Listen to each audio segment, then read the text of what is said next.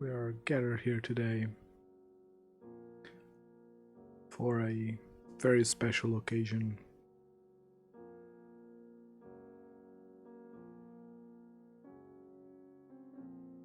There were some ban announcements today.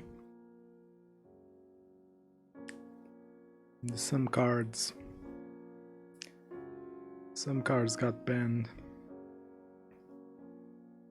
This is a very sad moment.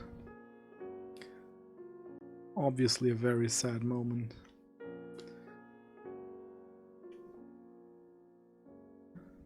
Let's pay the respects to these cards.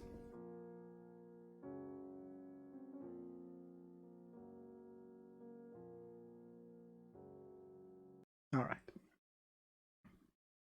So we had bans today. And you could say that Modern is a whole new format now. And I'd say let's look at those bannings real quick.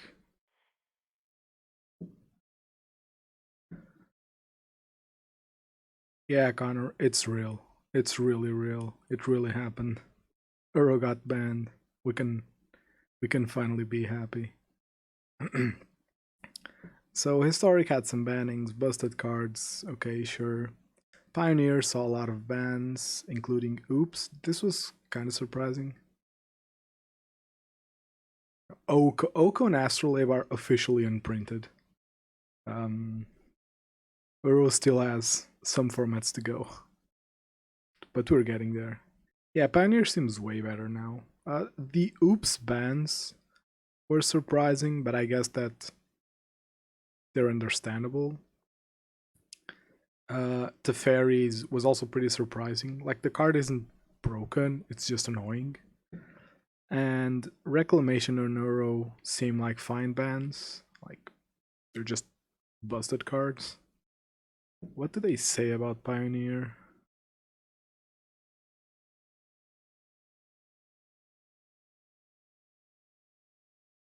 Oh, they say they're nerfing Niftalite. I guess that makes sense. I don't know. I don't play Pioneer. Right now, Pioneer still feels like a bunch of different standards. Like, actually good or just memely good.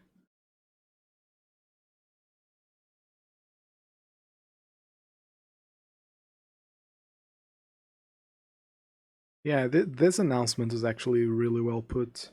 They didn't pull their punches. Like some previous announcements, they were like, "Oh, we're banning this because it's too good," when it's obviously not true.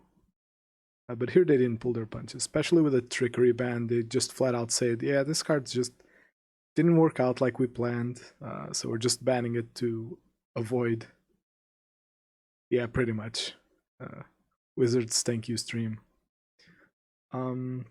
Let's talk Modern, which is my format.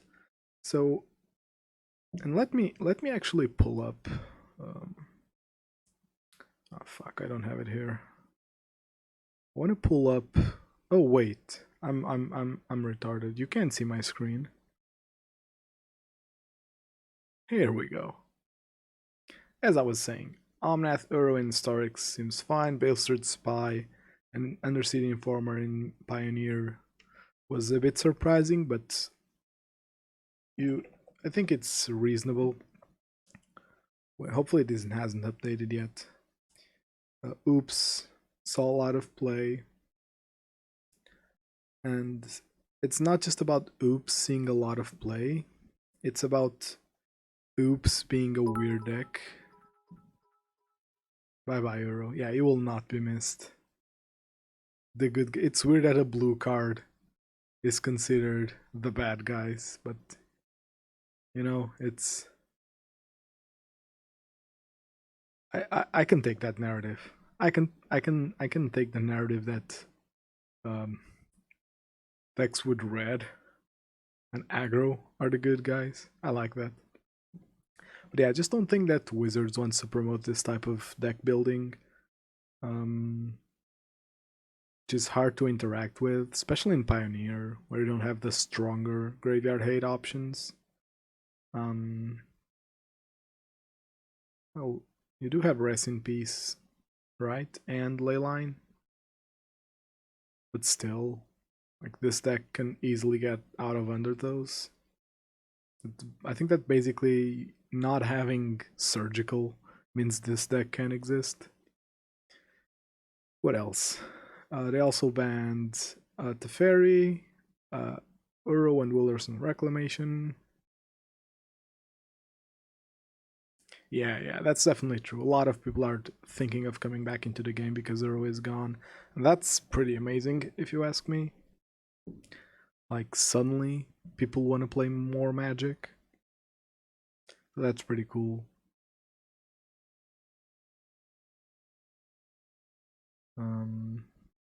Okay. So, what else? I think the Pioneer bans were reasonable, right? Like, I don't play Pioneer. As I was saying, Pioneer is still very much Standard Plus, rather than its own thing. Like, the Reclamation decks are very Standard based. Like, I remember seeing this in Standard. And then yeah, Mono Green went untouched, but I think that aggro kind of eats. I say that, but they play the thing that they don't play it.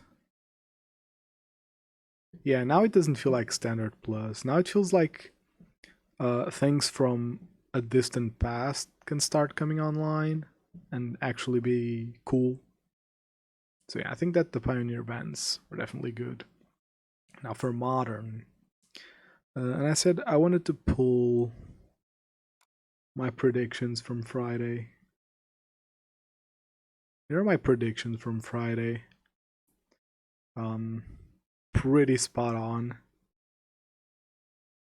I only missed Trickery, and yeah, it was surprising that they actually did it, not gonna lie, but understandably so. The card has been a problem for a while. It was a problem with Neoform, was a problem with Belcher, was a problem with Oops. It was now a problem with Trickery and Valky. Like, it comes to a point where you just gotta say, fuck that shit, let's ban it. Yeah, I think this like, sure, Simeon also played in decks that weren't too broken, but that's not how you decide on banning cards, right? You ban a card if it's, when used at its best, it's too good. And I think that Simeon Spirit Guide deserves that. Enabling busted things on turn 1 is definitely too good. And also the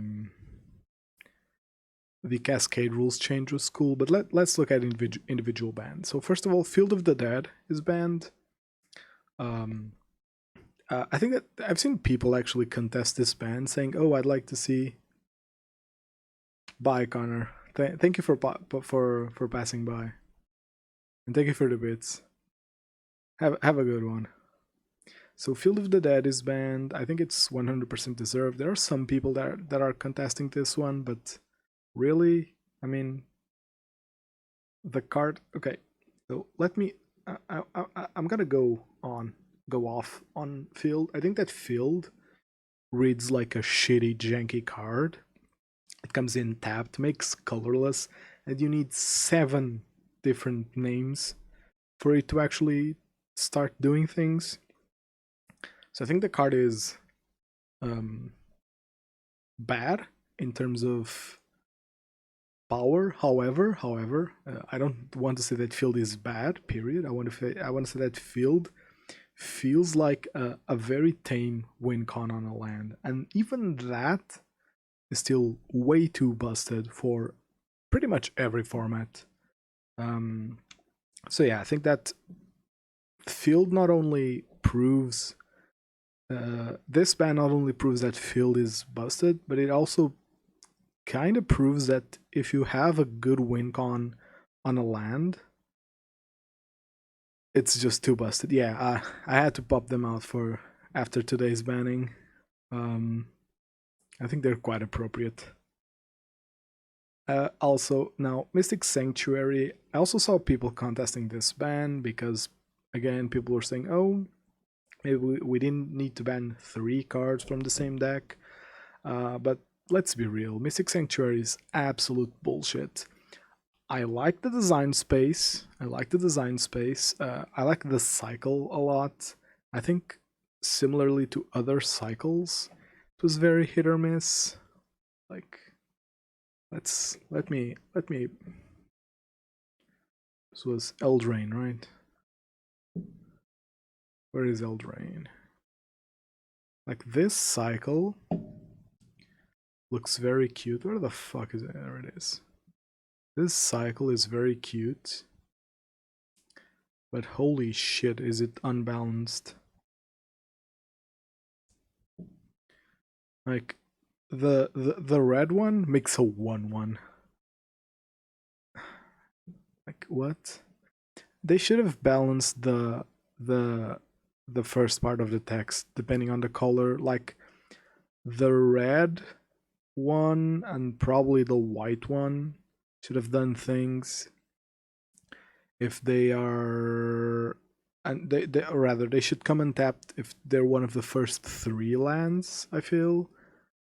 Because theme-wise or color identity-wise, you want red and white to come in earlier, and maybe even black.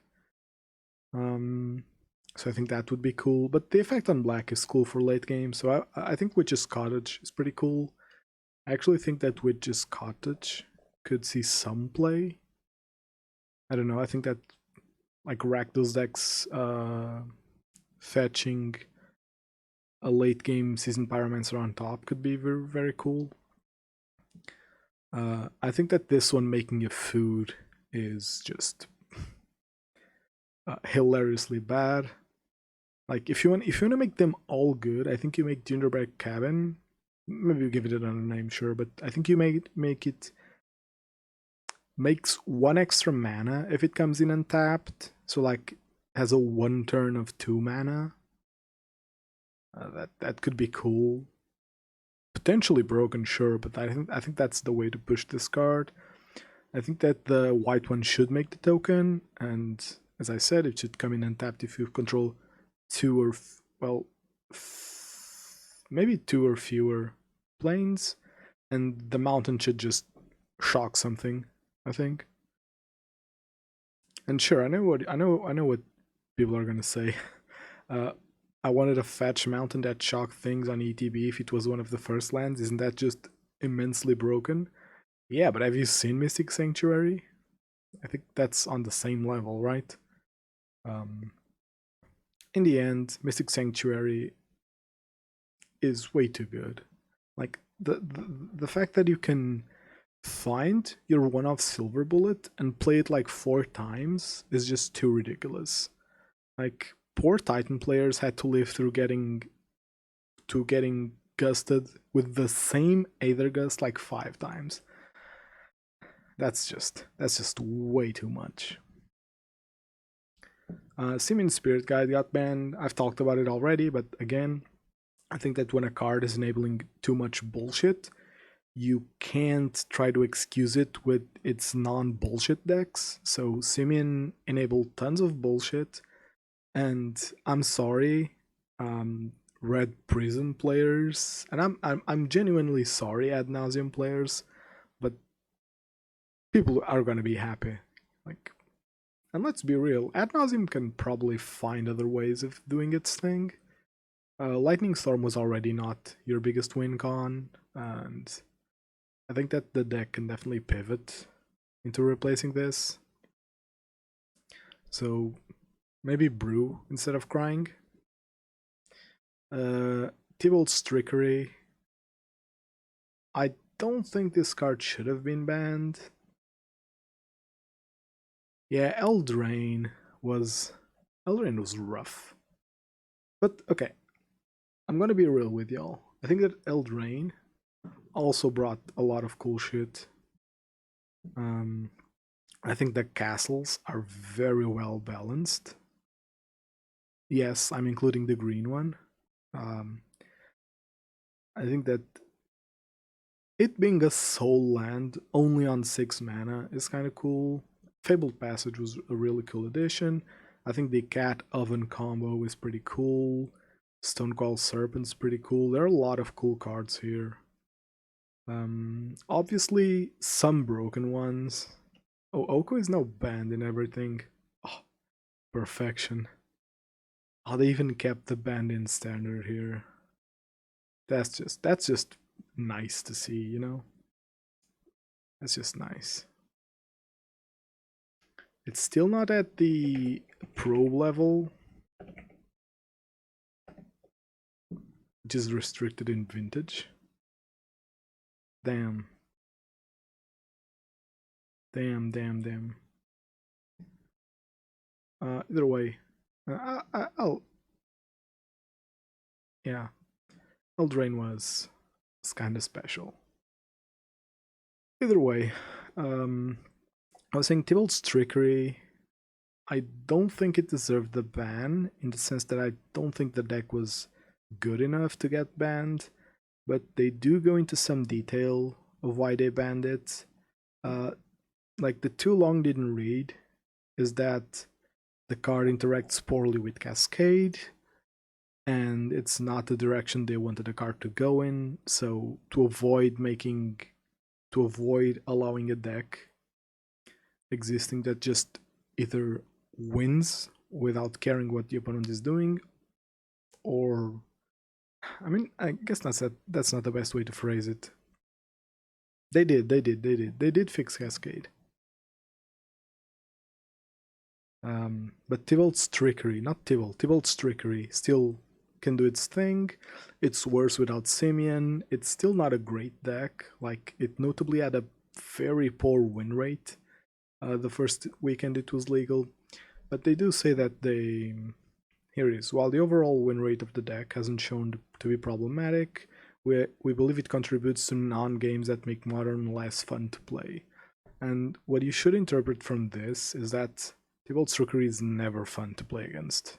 Never, ever. Even if they go turn 3, do nothing, and you just beat them handedly, it's still not fun, right? So I think this is a legitimate ban. This is a ban of the caliber of Mycosynth Lattice, which is like, yeah, it's not that strong, but it's still like a piss poor interaction with an interesting card, so we're gonna ban it. And then we have Uro being banned. Nothing new here, right? We've already celebrated this one. Yeah, nothing to add. Uro is just broken. I honestly think that Field was more restricting for other decks than Uro, but Uro, Mystic, and Field all being gone is just God bless. And another change was the Cascade change. As Pride was mentioning, Cascade did get changed. The change is very simple. You can only cast the Cascaded spell without paying its mana cost if, and this is the new text, if its converted mana cost is less than this spell's converted mana cost. So this bit that I highlighted is the new bit. This text just didn't exist, and I think it's the most elegant fix. Like, basically you can't cascade into shit that you couldn't otherwise, and it doesn't affect anything else. I think it's the swiftest change. What was the last set where they didn't have to ban cards?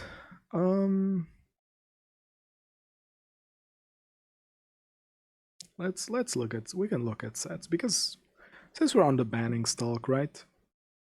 Okay, so like, since when do people complain about things? War of the Spark, right? Where is War of the Spark? Here it is. War of the Spark didn't have any cards banned, and War of the Spark notably, only has one annoying card. And I'll fight people on this. I think that every War of the Spark card is interesting, except the Fairy.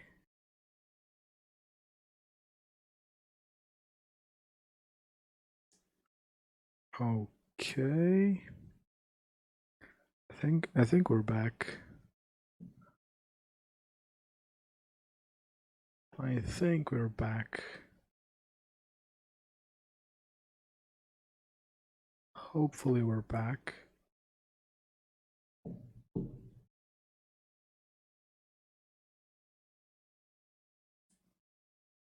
Just from my end, everything seems fine. So for some reason,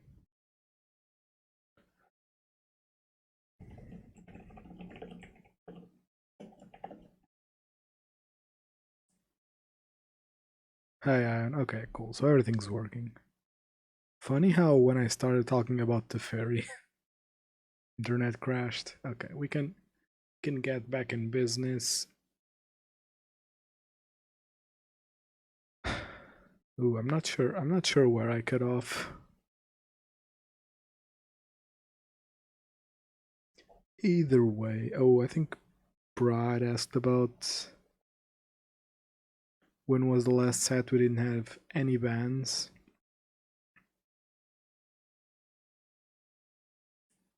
And, well, things have been pushed, but I think that's fine.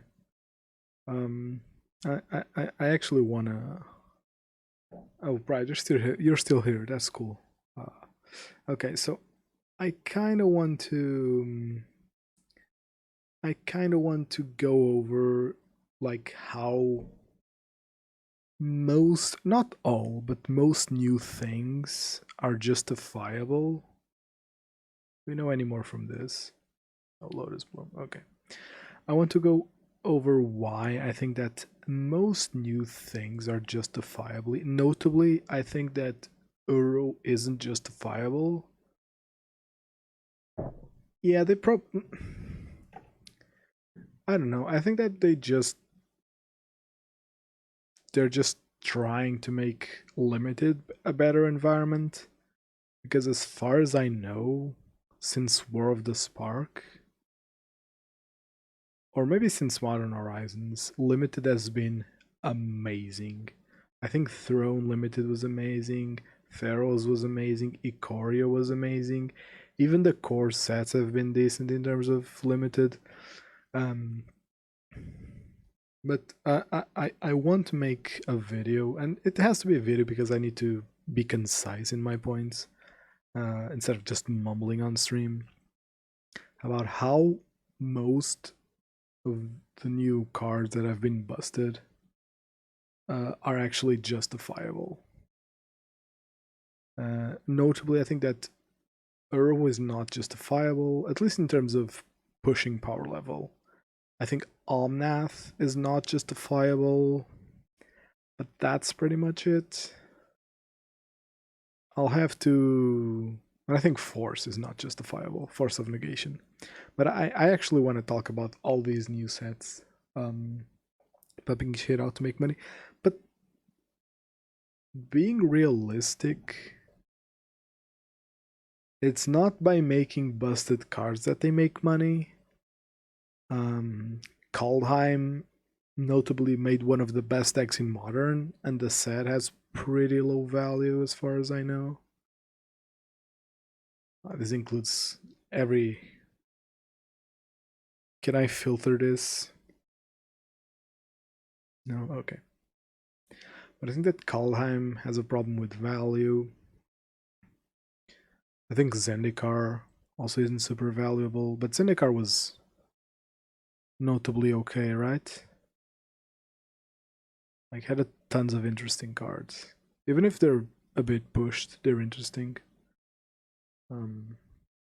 My point is that they don't really make money if the sets don't sell. I don't know. I'm not big on Magic Finance. Like, were people actually cracking Theros looking for mythics? Maybe, probably. I've seen things. Still, let's not dwell on it too much. Let's not dwell on it too much. So about the bans, I think think I agree with everything, if I'm gonna be honest. Again, Mystic and Simeon are arguable, because if Wizards can really ban things whenever they want, these bans seem a bit too soon.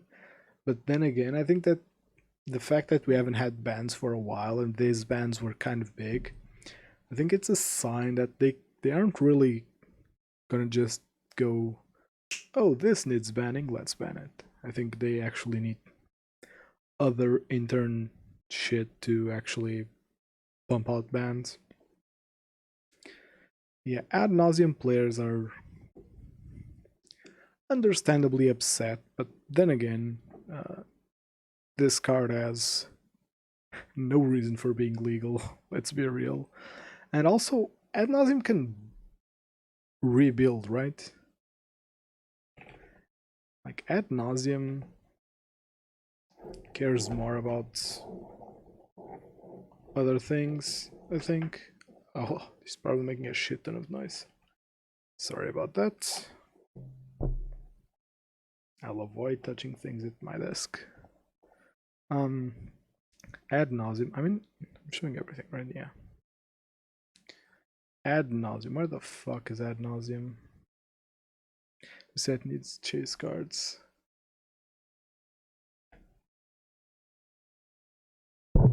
Whoops. Yeah. Yeah, that's true, Pride.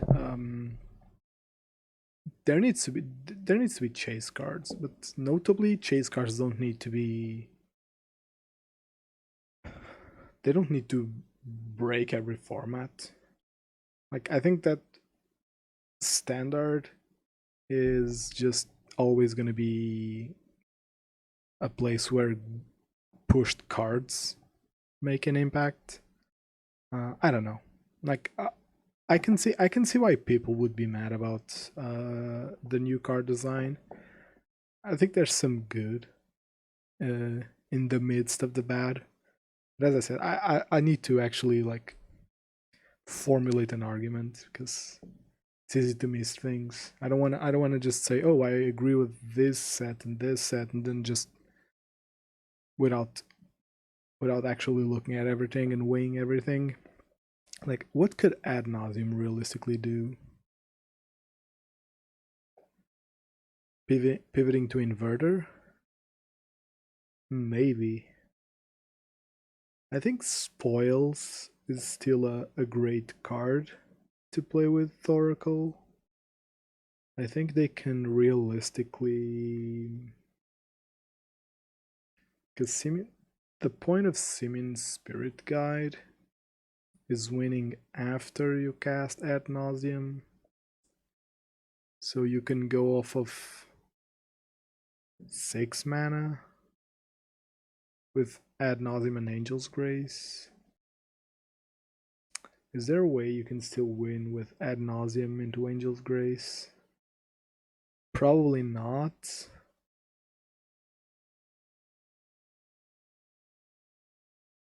Yeah, I agree, Pride. Like, as long as they don't screw up Modern Horizons, and I'm gonna die on this hill. Modern Horizons one was well built. I was looking at it today. There are maybe 2 or 3 cards that are too good, and even which are Hogak, Astrolabe, and Force of Negation. And I honestly think that both Astrolabe and Hogak were designs that were interesting, obviously too good, but neither were like obviously good. Astrolabe took quite a while to become as broken as it did, because it's like at first sight isn't that great, and Force fakes balance, because you don't want a format where your deck either plays Force or loses to Force. You know what I'm getting at? You don't want a format where Force is the card to be running. And I also think that Force is too good of a force. It's very castable for its mana cost, unlike Force of Will. It exiles the spell it targets, which is very relevant. And the cherry on top is that you don't even lose life by using it. So, notably for us, that means you don't get Spectacle enabled, which is super annoying. Either way, I don't like the idea of the format being balanced around force. It isn't. Right now it isn't. I don't think it is. But it's not something that I want to watch happening, you know? That's the one thing I don't like about Legacy. Like, I can even go here. Like, you have decks that play force, decks that can beat force because they're super fast, and taxes. And elves, I guess. I guess elves is included in the decks that can be super fast. Then I have A or B. Force and can beat force. Or can go under force, I guess. Which was what Uro was doing to the format.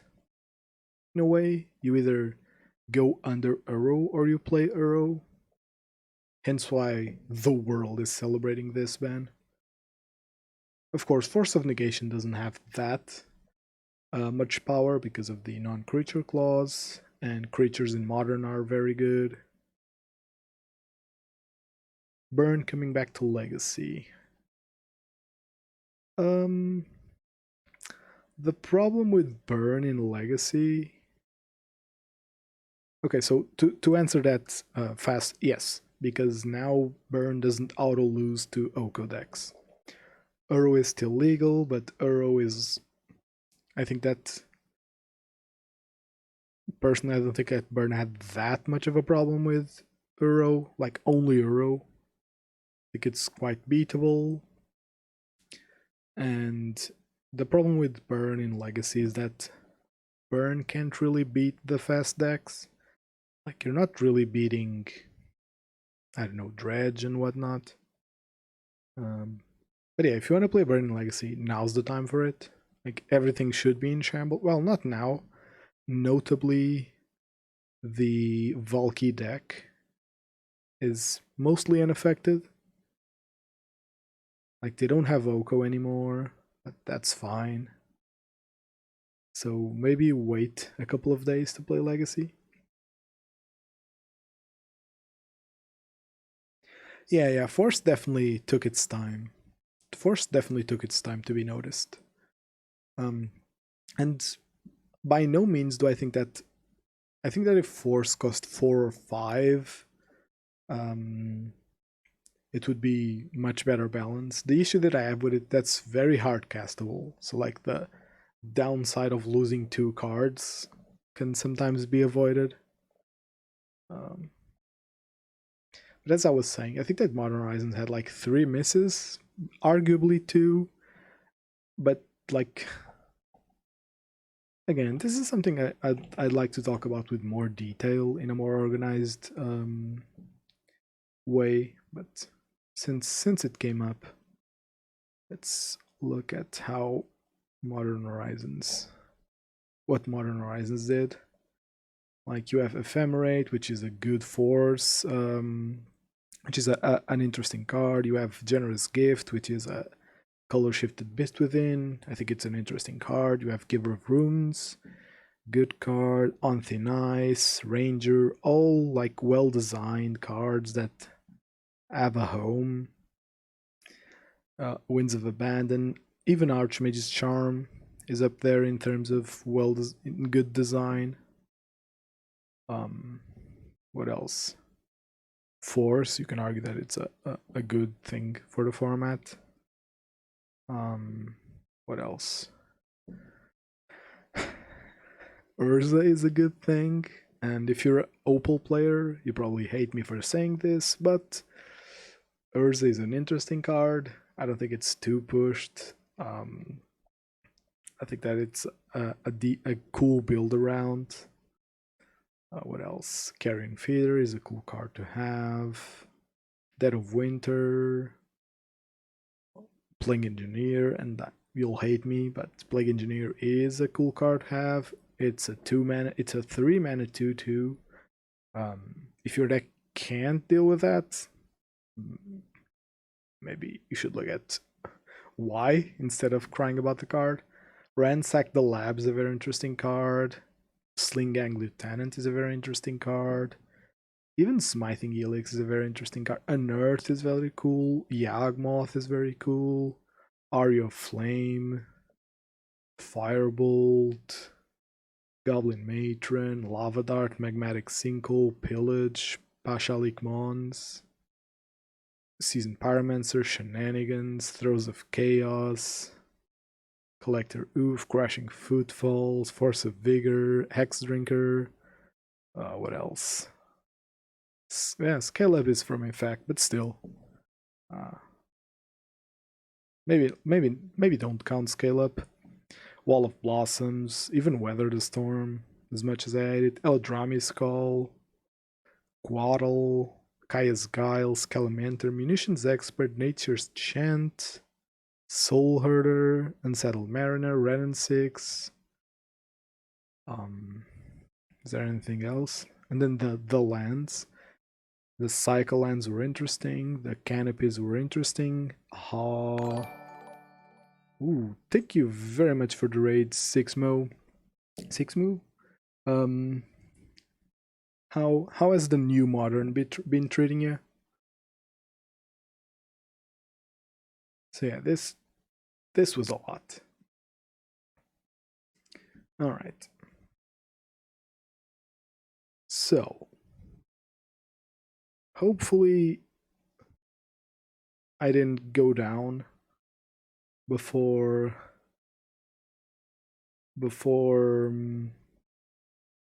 I covered all the bans, but let's actually play some Magic now. So 2 things. Thing number 1 is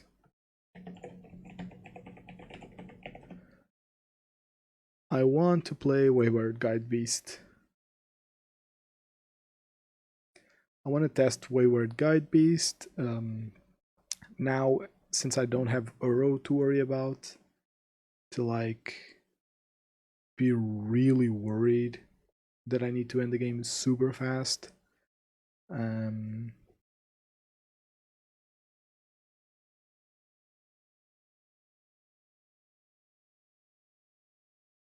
Why they don't reprint all the fetches? Well, arguably they don't.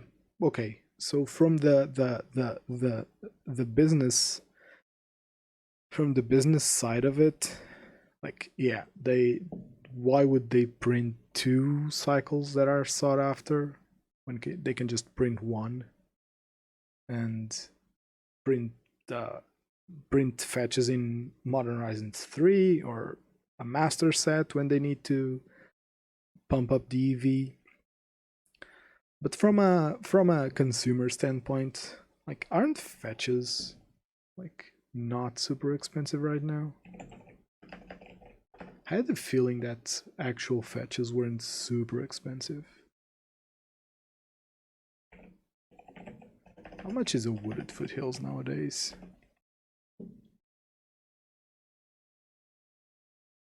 Standing at I guess in the US it's kind of rough. Yeah, they could definitely reprint fetches more often. I think that if every fetch was around $10, €10 if you're in Europe, it would be pretty cool. Like it sucks that potentially good modern players aren't playing the format because they can't afford it. Like it's a luxury to spend 150 on lands alone, and that's if you're not playing blue. Like, could you imagine needing 4 rainforests and 4 scalding tarns? Like, you immediately get thrown out of the format. All right, let's look at let's look at things. Okay, so New Modern, we don't have Uro in the main board. We don't have... I'm gonna put my side away because I want to rebuild it. And okay, so I'm gonna change stuff up here just so everyone's on the same page. So this would be your typical burn list, I think, post bans. But I want to try Wayward Guide-Beast because I've held off on it because the format was very combo intensive and very Uro intensive, and I think that this card against both combo and Uro just doesn't get there. But now that matchups probably take a little longer and your board state actually matters for a little while, I think that I want to try Wayward Guide-Beast. Maybe I want to cut one Eidolon, or maybe I want to cut one... This shouldn't be here again. Jesus fuck.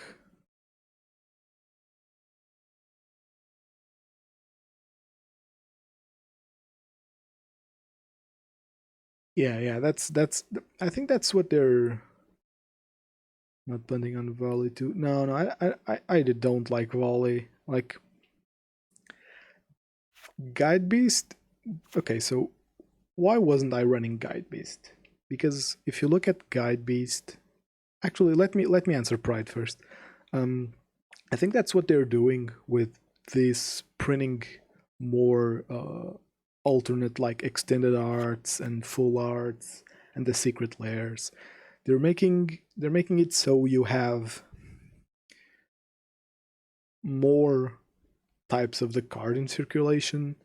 Like sure, the fetchland secret lair was super expensive and it didn't touch the price of cards, but like if you go to at least in Europe, if you go to card market and you look at fetchlands, let's look at Misty Rainforest, which was, well, maybe that one is on sale after today. Let's look at Scalding Tarn. Like the Secret Lair Scalding Tarn has tons of copies for sale on card market. Like, oh, this is insane. There are hundreds of copies on sale. And the price matches the... I can put this on screen. Like, there are a lot of copies on sale, and the prices match the Zendikar ones, which means that they're probably... Well, the 35 are like in a foreign language and chewed by a dog, but like you start seeing more English ones in good condition at like a little under the Secret Lair ones, because they're older, and like an excellent Scalding Tarn from Zendikar is usually not that good.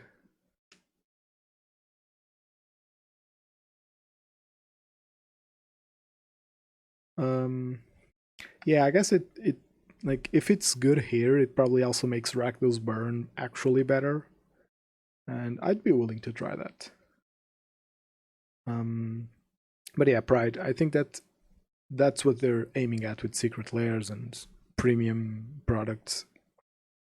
Rookie pick. No, because Guide-Beast, the way Guide-Beast is bad is you have to open with it, but you have plenty of 1-drops you can open with instead of Guide-Beast, so I'm comfortable with playing Guide-Beast, as in sequencing is important, but it's not restrictive, meaning I don't need to play Guide-Beast in a specific turn to be happy. Shard Volley, I do. Like, you can play Shard Volley on turn 1, you can play Shard Volley on turn 2 most of the times, and you probably can't play it on turn 3.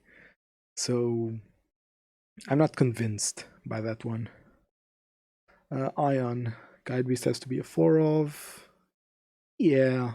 For the purpose of testing it, I'm definitely gonna make it a 4 of. I can see the argument to cut it to a 3 of. Now, what to cut? I think cutting one blade and one helix is pretty straightforward. But still at 62, you know me from being the guy that plays 61 cards, and I'm still gonna write the math out.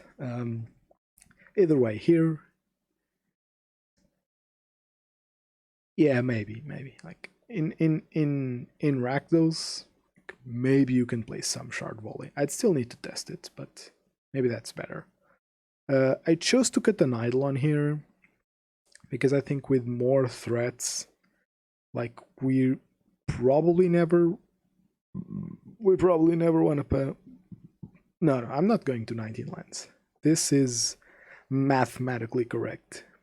I'm gonna prove it to you guys someday. Because trust me, I've done the math. I've actually done the math. And playing this configuration is optimal. However,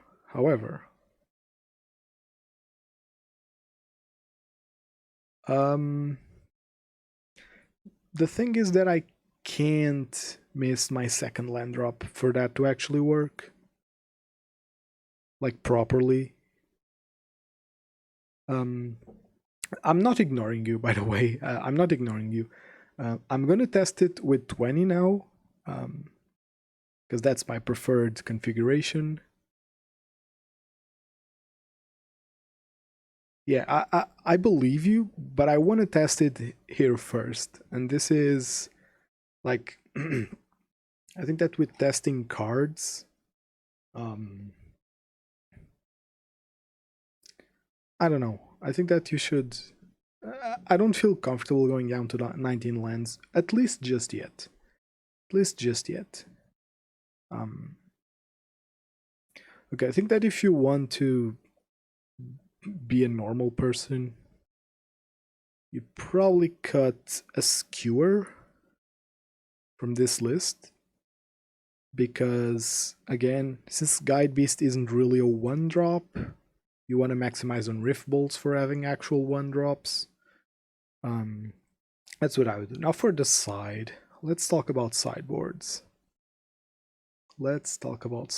So first of all, first stream I opened today had humans on the screen. I imagine that shit like spirits is still popular. Probably even taxes is also popular. So Hushbringer, definitely gonna see play. Titan, they lost field, the deck is still insane. Tron is probably due to a comeback. Yeah, Hot Lip stays in for sure. Path stays in for sure. Now here's where things get tricky.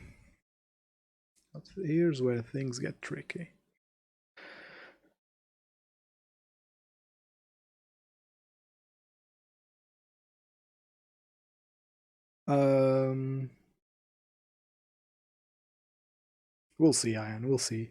Pride. Because now that the format has lost a strong combo element with losing Sim Spirit Guide and a strong control element with losing a fuck ton of cards, Guide-Beast is probably a good card now, since you actively want to have a good creature opener, but Guide-Beast can be awkward with your lands, and people weren't playing that much removal. I imagine that the game goes very mid-rangey now, so yeah, I think that playing Guide-Beast makes the deck a bit better. I'm also just testing, by the way. I don't want to lose that on anyone. I'm just testing Guide-Beast. Maybe it's shit and I drop it. But I'm testing now. New format, so we have space to test. F. Pavlush already got a 5-0. He got 2 5-0s.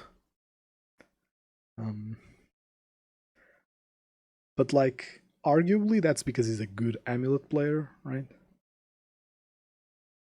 Not necessarily because the deck is broken or the best deck in the format. When should one play Grim Lavamancer? Like, this probably is a good time to play one Grim Lavamancer. Let me just pride. If you aren't playing Guide-Beast, you're playing 4 Eidolon, and you probably play 4 Helix, and you can play 1 Lavamancer instead of a 4th Searing Blaze. I think that's a good place.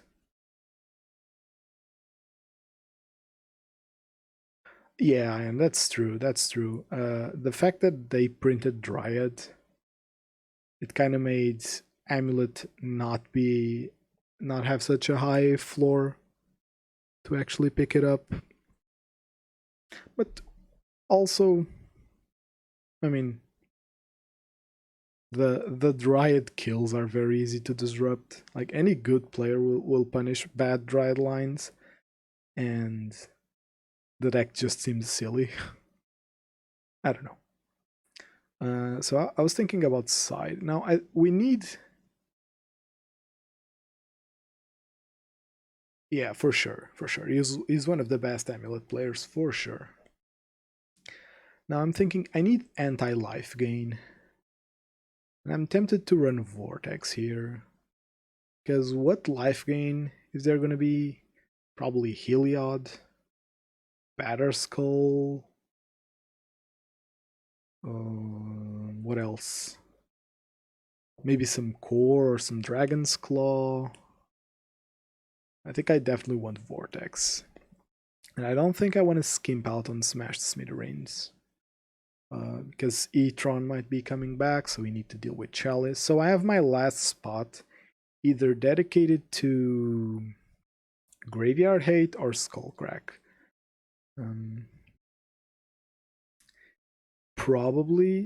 Dredge is probably gonna be good. Because now people aren't running Graveyard Hate.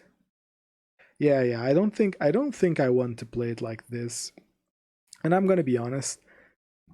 If I'm testing Wayward Guide-Beast, my damage output should be higher. As in, I shouldn't struggle with life gain so much because I have more consistent damage, so I'm gonna cut Skullcrack. Again, just testing. If you disagree with numbers, please do tell me. I will probably tell you why I'm not playing those numbers. That doesn't mean I'm disregarding what you're telling me. I'm just explaining why I'm playing those numbers right now, but we'll take it in consideration in the future. Okay, so Dredge. Oops is probably still playable, let's not lie to ourselves. And what other graveyard strategies do I care about? Do I care about... I just don't think I care about like mid-range graveyard stuff. I'm gonna play my favorite. And yes, I know, rest in peace this, rest in peace that, but I have Ponza here. Why do I have Ponza here? Oh yeah, I was thinking about playing Ponza some of these days. But I'll need to think about the list. Snappy might see a resurgence. Yeah, definitely. Without Mystic, definitely see Snappy coming back. Okay, so I think I'm ready to go. Here. Yeah, Crox is gonna be in mid-range, but I think that the way you beat Croxa is through Path. I think it's through Path and not through Rest in Peace. Obviously, Rest in Peace is good. I just hate it when my Dredge opponent... I just think that I've explained this before. And again, I could be wrong. Maybe playing Rest in Peace is the best thing right now.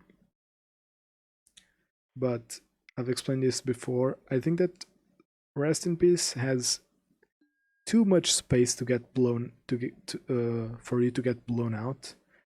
Like, you're on the play, you play turn 2 Rest in Peace, your reg opponent always has the opportunity to blow up the Rest in Peace and reg themselves into oblivion.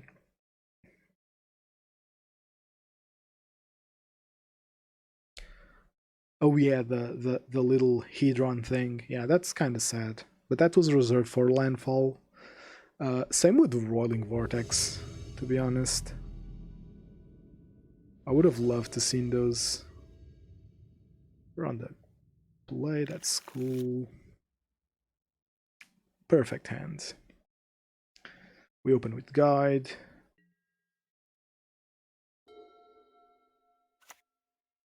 Actual Guide.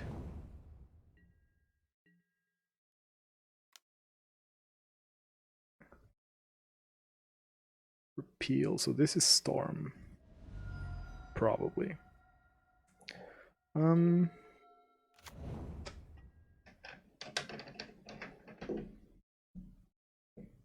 so game 1 Storm, and we cut an Eidolon just so everyone's caught up. It's a good draw.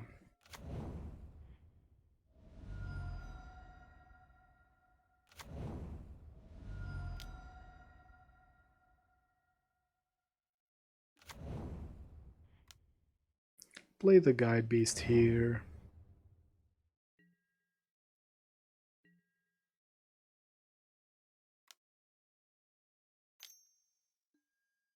Okay. Might be looking at putting a land on top. Yeah. The wacky alternate arts are reserved for a mechanic. So in Ikoria, they're reserved for Mutate. In Zendikar, they're reserved for Landfall.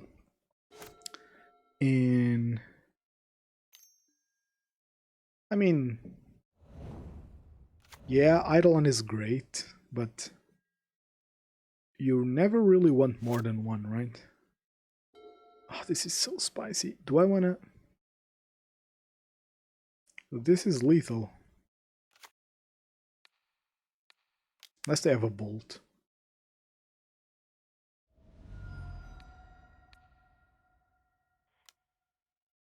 Yeah, this is just a turn 3 win.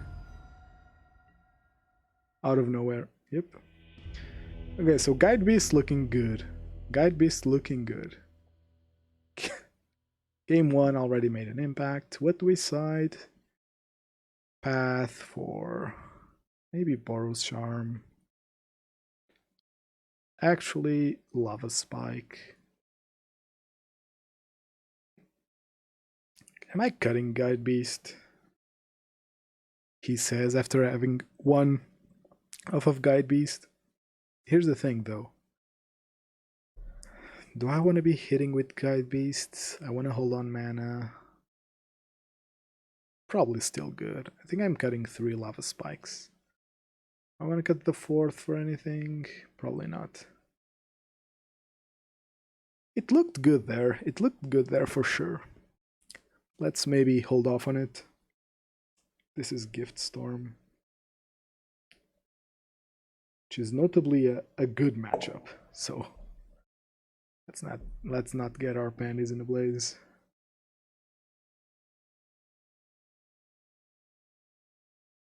Why is Lure spiking so hard?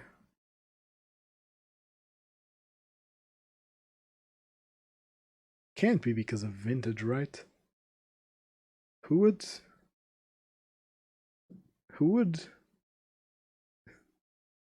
I guess it's fair, right?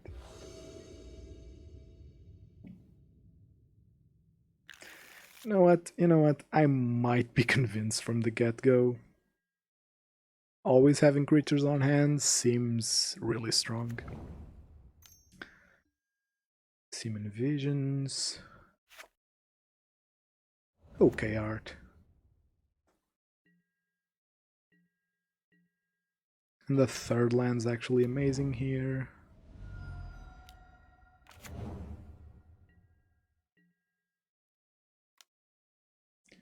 Alrighty then.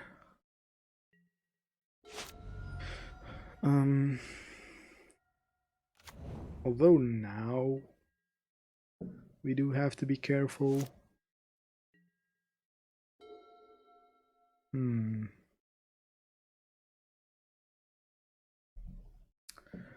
This is actually good. I can develop my board without playing the Guide-Beast. I want to hold path and things up. So this is cool. I get to keep the pressure on. Probably has something to deal with me. Metamorphose. Surprising.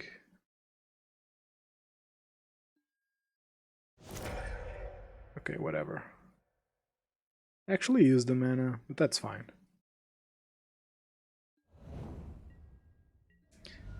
I want to keep mana up. I have another Goblin Guide coming through.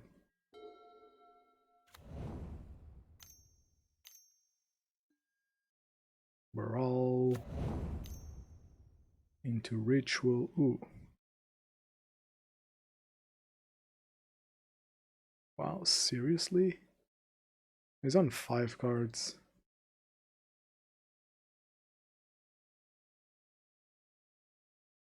Seriously killing my Goblin Guide. Huh.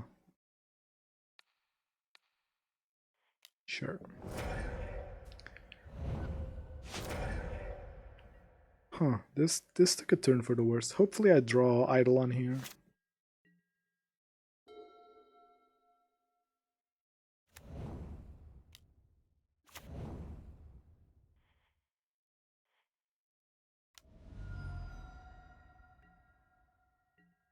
Definitely having more creatures.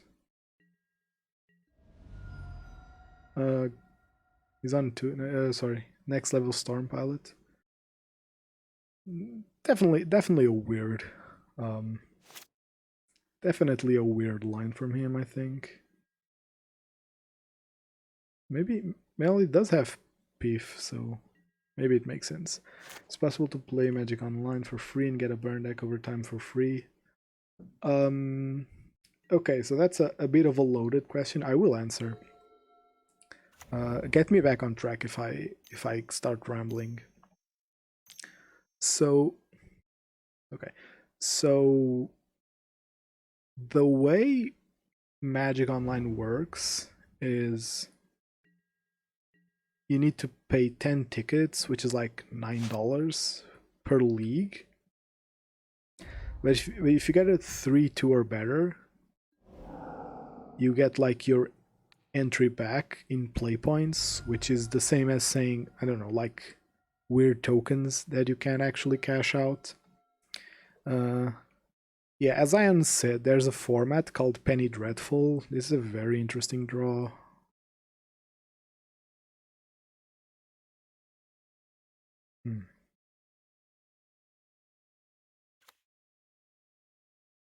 This could be a bolt, right?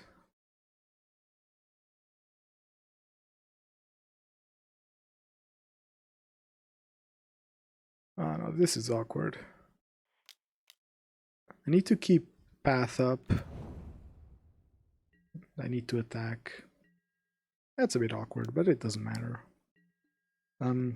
Yeah, as Ion is saying, you can play Penny Dreadful like as a cheap format. You could also play Pauper as a cheap format. He did have the bolt. That's fine. We have path, we have skewer to finish the game. Yeah, there are no starter decks. This works like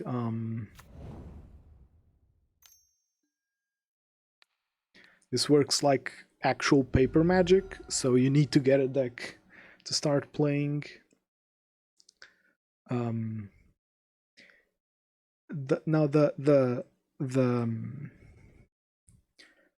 The part about it is that starting out with a suboptimal deck in Modern, for example, and trying to make it quote-unquote free isn't that easy.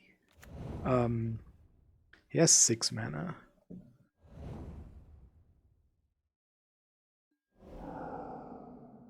Does he have another one?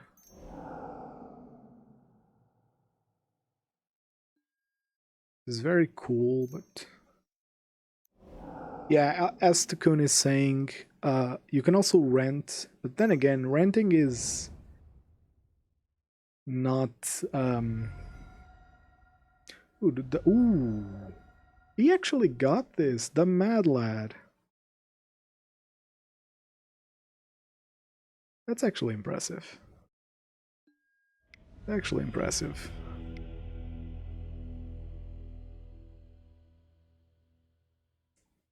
Yeah, there are ways to start out. There are ways to start out for sure. Like you can have a free rental account. And I think that signs are pointing to mono red burn actually being playable now in modern. And it has Helix, has a creature. I have to keep here. If mono red burn is actually playable now, I think that you're looking at a good spot to start. But the real issue with grinding out is that it's not easy. The payoffs for leagues are kind of rough. Oh jeez. The payoff for leagues are. I thought I passed the turn. The payoffs for leagues can be kind of rough. Like going 3-2 all the time can be a little bit hard to actually accomplish.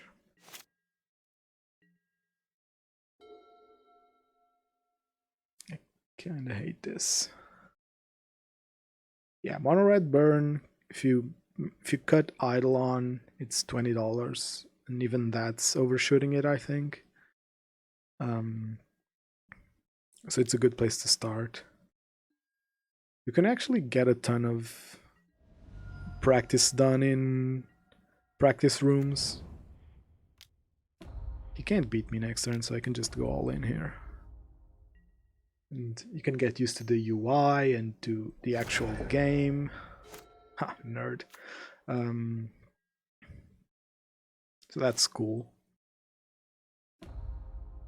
But to answer to answer your real question, play Magic for free and get a burn over time for free. It's hard to do. Honestly, hard to do.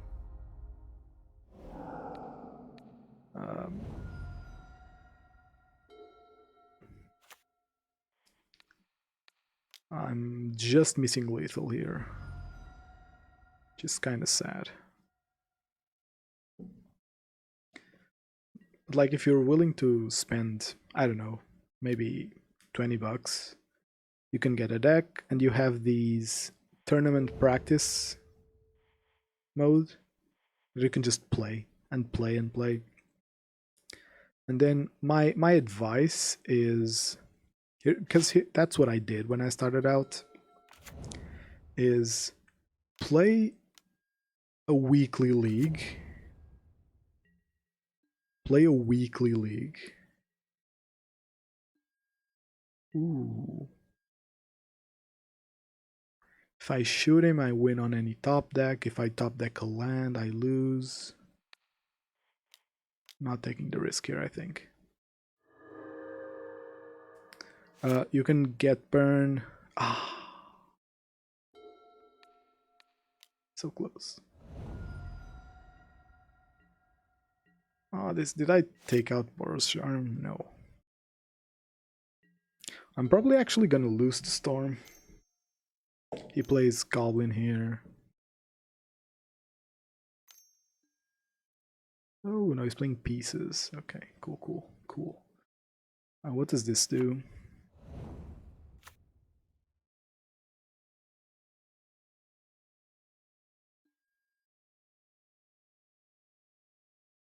Kept those. Good to know. Can I top deck a Boros Charm and just be done with it?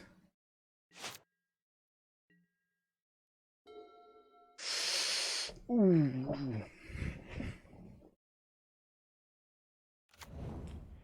Here's the thing. This doesn't matter. It doesn't matter how much damage that does. So I have to attack here. Which super sucks.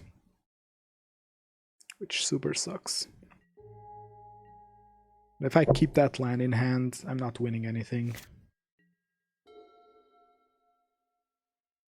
Hopefully he can't combo. That's a big if. It's a very big if. So how did I manage to lose this one?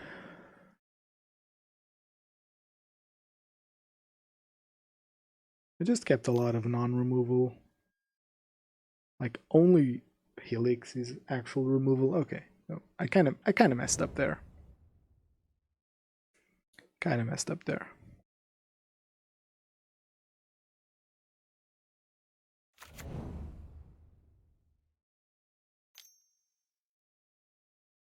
Hopefully it doesn't combo here. Him playing opts kind of implies that he isn't comboing. Oh, this does imply that he's going off. No.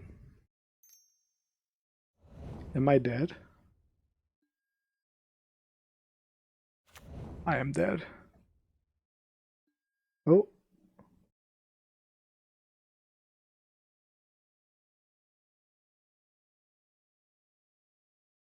Okay, Jesus, I have a fuck ton of top decks that win me the game. Come on, RNGesus. Land or spell or even creature at this point.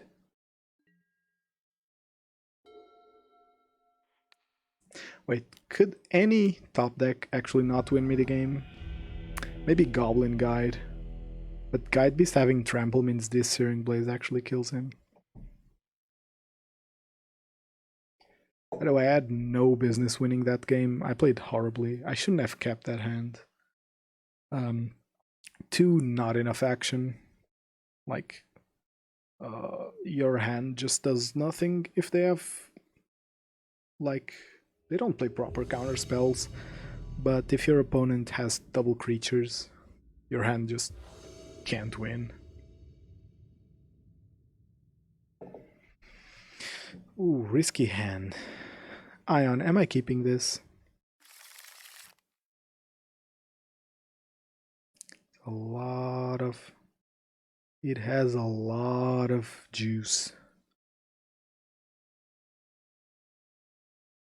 I am.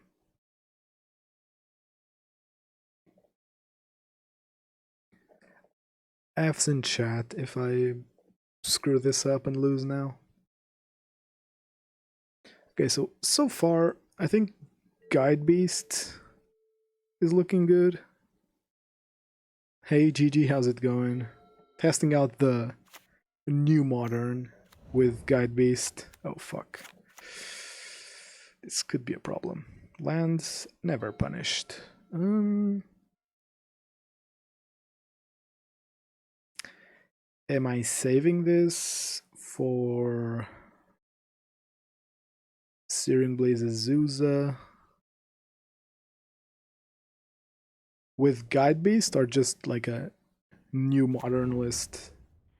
I'm not playing for Searing Blaze here because Guide-Beast enables Searing Blaze enough. I kind of want to start getting in with Swifty.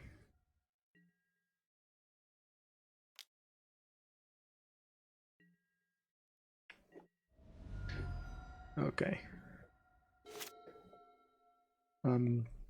GG, are you working with Guide-Beast, testing it out, or just a stock burn list? that has really been going up in popularity.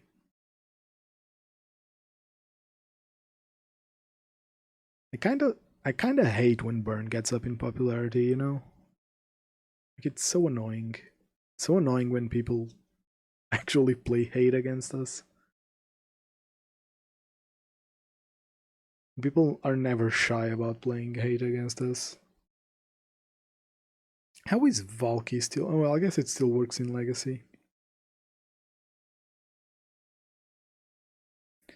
The best burn list? Yeah. Yeah, if burn's in the light, you're just sad until it's not. Luckily, I think that luckily burn never stays in the spotlight for too long. Cool. Ooh. Actually cool. So I'm testing Guide-Beast because I think with proper sequencing, you can make it not awkward with your things. And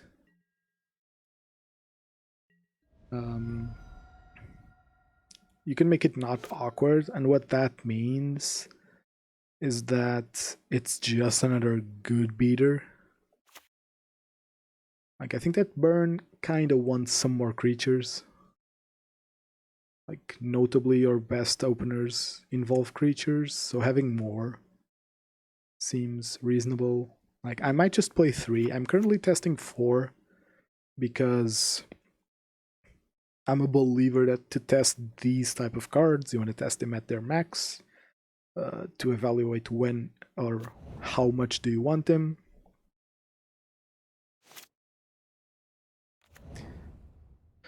Please pass the turn. Ah, oh, fuck. Oh, that's an Azusa.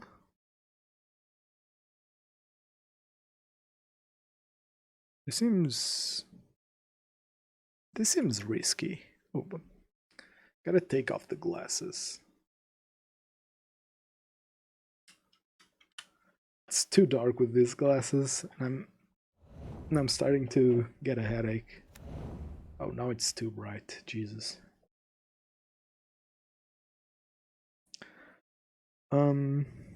Cool.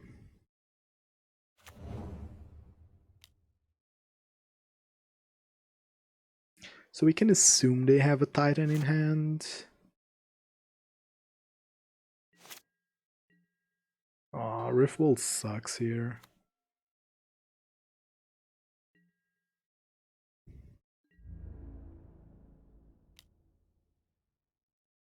Riftbolt honestly sucks. He probably blocks here, blocks here.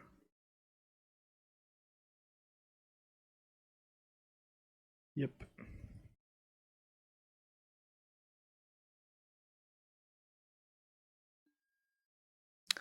Oh. Interesting.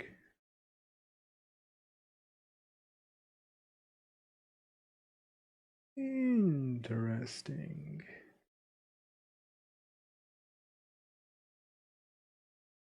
It's quite interesting. Am I now forced to shoot this double time?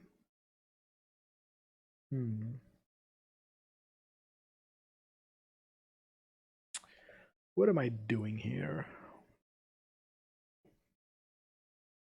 It's gonna play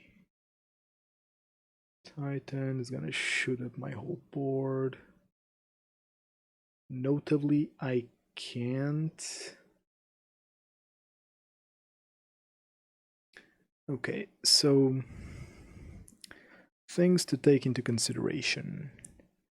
I cannot survive a Titan into Valakut, which my opponent is probably setting up.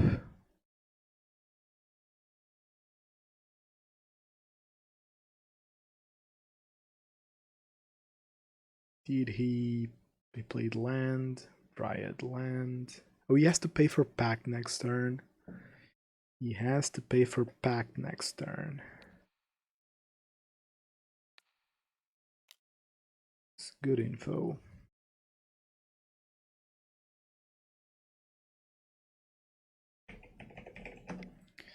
That's good info. So he has to pay for Pact, so he can't cast Titan next turn. So I think we have a window here. Turn the tapped land. Suspend one of these Rift Bolts. Say go. I think we have him. This was a really risky Dryad. Even if he has Radiant Fountain here. Oh, he's gonna play Colony Garden again. He still dies here.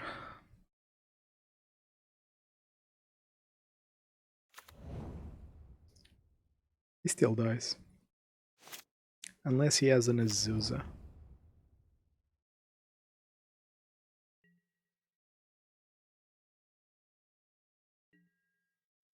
Okay.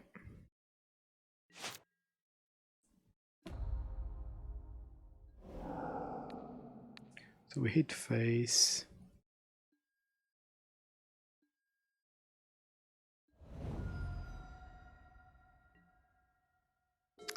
And now we attack. He blocks like this.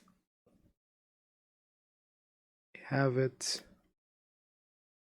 So we're better off doing this, right? Just getting it over with. Alright, we got there.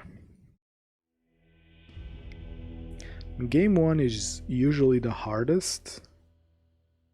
Games 2 and 3 can be hard. So on the draw, I'm thinking Eidolon. What do I want in?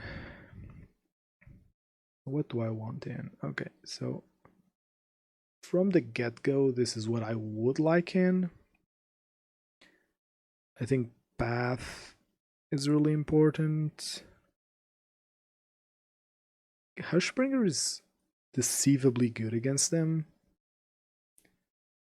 because it makes Titan not a kill on the turn it lands, which is relevant. I'm honestly okay with cutting Searing Blaze. It can be awkward. Then maybe Lightning Helix. Do I like this side? Eidolon is too slow, especially on the draw. I think I like Hushbringer over Vortex. Like, is Vortex that good? Is Vortex that good? Does it make their pacts worse? I don't think that's enough. He might be playing Baloth though. And stopping the I'm gonna bring it in. I'm gonna side like this. We're in testing town now. I haven't played against Amulet in a while. Especially in whichever new configuration they're playing this. Which I'm not sure which one it is. This is Amulet, the 1-game-1. Gotta say, so far I'm quite impressed with Guide-Beast. Has been a banger, an absolute banger.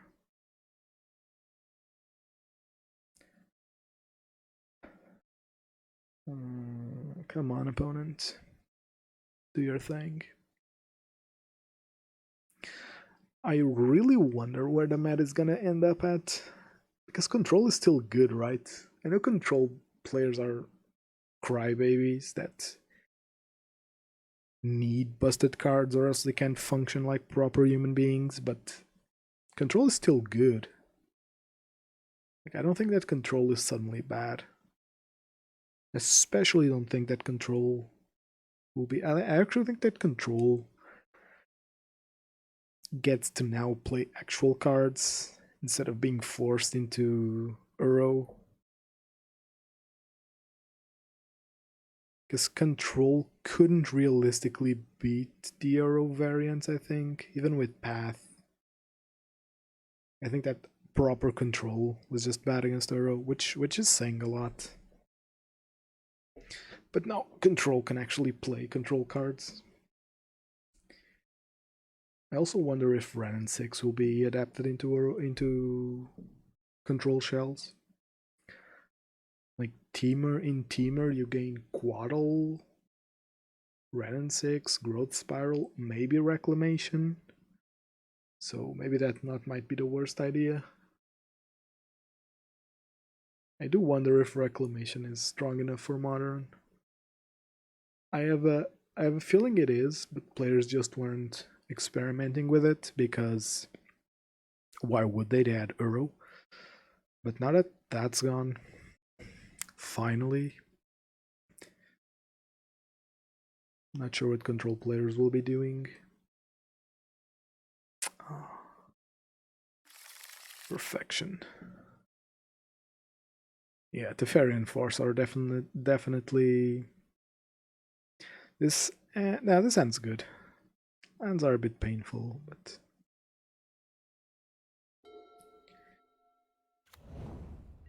we have board state.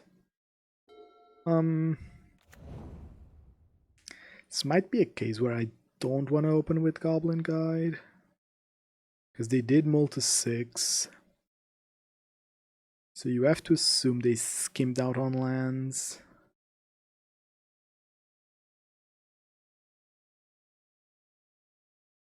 I want to open with Goblin Guide. So I want to open with Goblin Guide here or Swiftspear.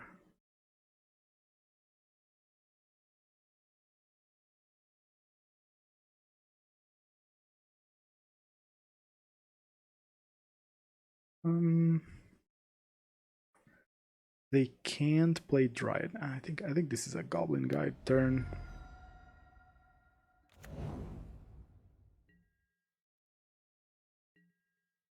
Hopefully I see the third land somewhere in time. Ooh, seeing a Zuza here is actually good info. If they play Amulet here, I'm playing Swiftspear, attack, go. Maybe Guide-Beast, attack, bounce the land that's tapped. Ooh, that actually sounds spicy.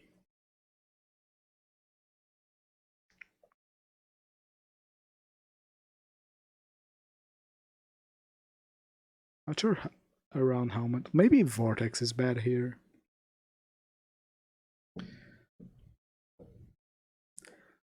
I think I need to make a list of the matchups where Vortex is actually good. I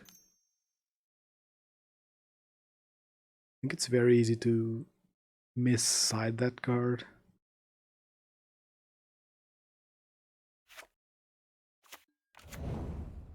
Oh, Amulet's here. Amulet here is a problem.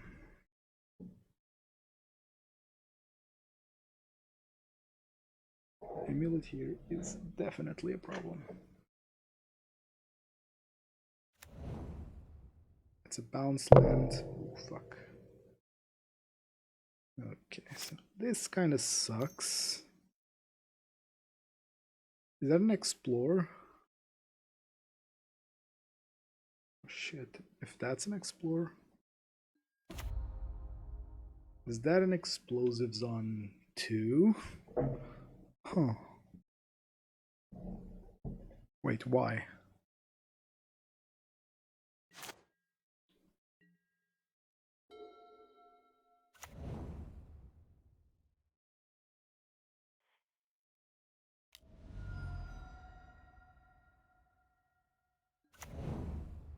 Yeah, yes. Smash is definitely too narrow here. I wouldn't bring in Smash. But I might bring in Vortex. I don't know. I need to actually... That's a Grazer. That's cheating. That's cheating, opponent. That's actual cheating.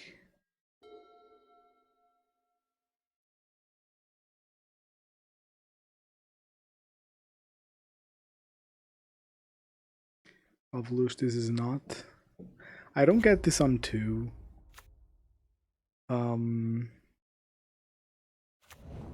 just don't get it.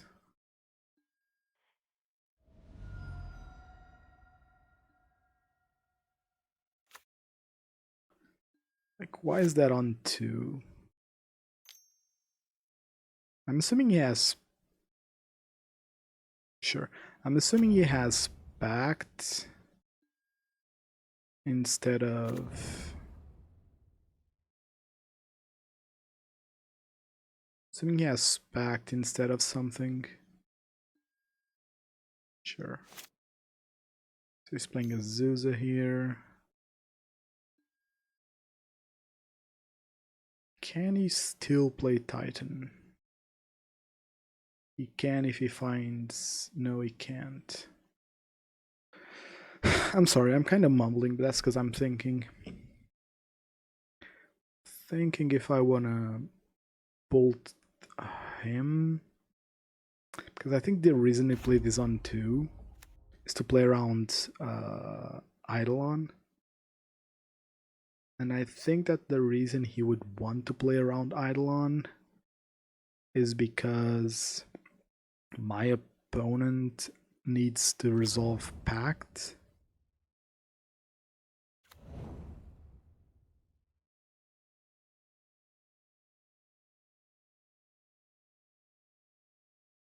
That's what I would assume. He needs to resolve Pact here.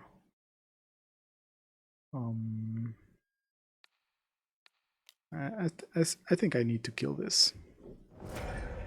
I think I need to kill that.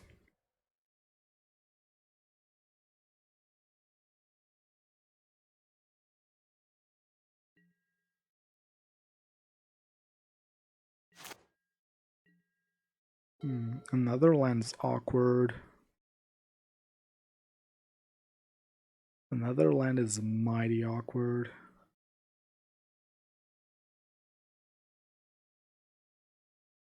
I'm kind of getting to a point where this skewer is never gonna connect.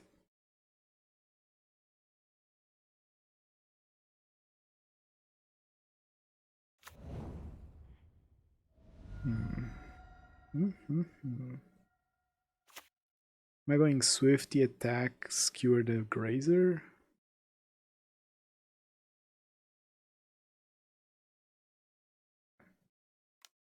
Oh, Beastie is good here. Officially off course. Oh, is officially off course. My Beast. No, it's still good. Like, this Beast has got in for a lot of damage. And still is.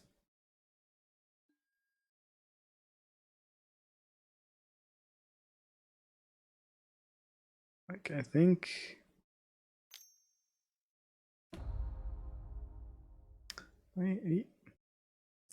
Boys, I'm retarded. He had explosives on 2 with mana up. Why am I this dumb? Why am I this dumb? I was just complaining that he played that not well, and then I do this shit.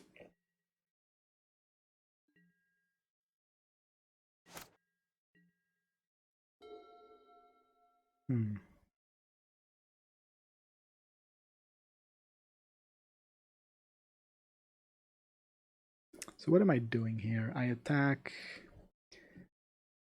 It probably doesn't. It probably blocks Beast.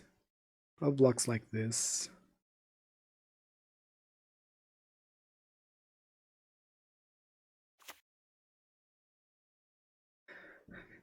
Look, if the explosives on 2 only makes sense if I'm retarded, then maybe it still doesn't make sense.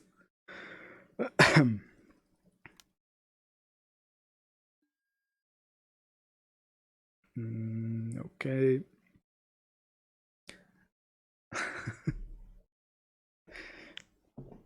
I outdumped my opponent.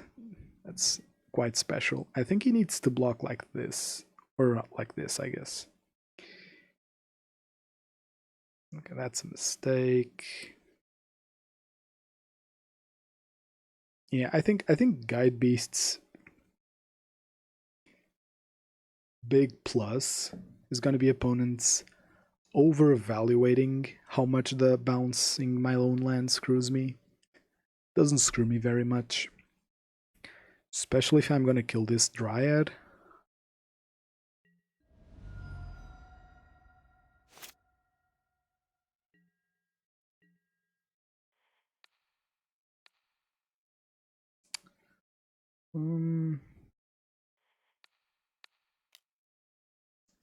Yeah, like my opponent let damage go through to potentially kill my... He doesn't have Titan here. In normal situations, of course.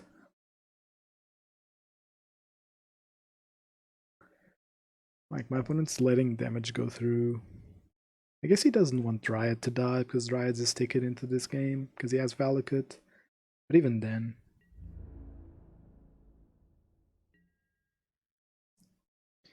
Right, please draw like a bolt. Thank you.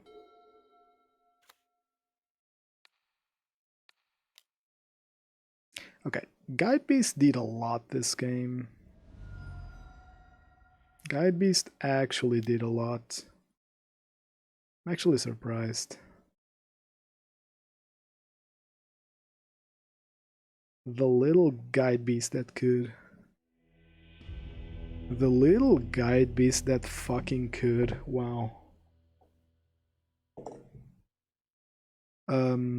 Probably. Yeah, probably. Well, yeah, you got me there. When Guide-Beast sticks, lands start to accumulate, but that's the thing, right? If Guide-Beast sticks, kinda don't give a shit about how awkward my hand is.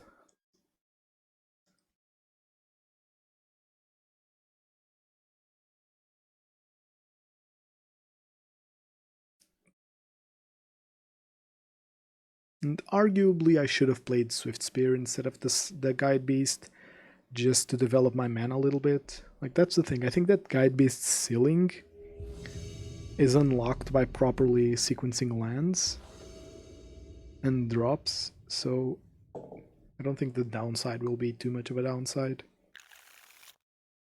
Fucking it, I'm getting insane hands every game, because I always have creatures.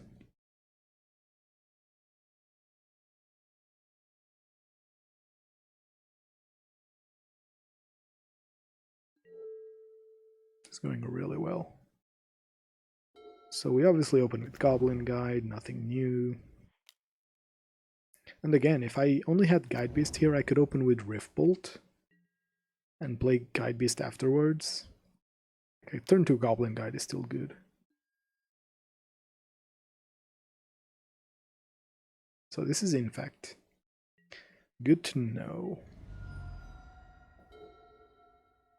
Good to know. And the cool part about Guide-Beast is that my Searing Blaze is perma online now. I'm probably gonna play it here.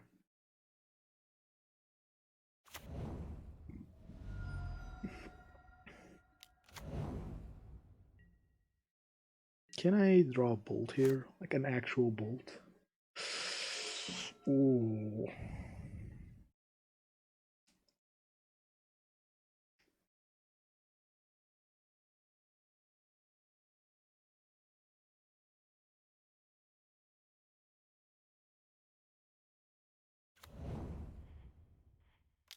I think I need to raise. He can't kill me next turn.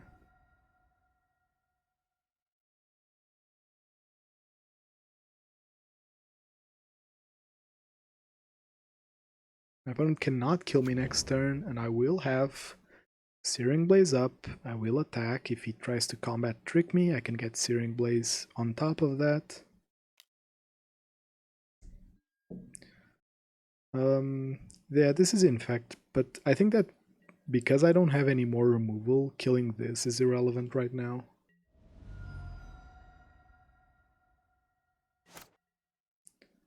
And now next turn I can attack if my opponent blocks and tries any tricks with any of these monkeys. I can blaze it in response.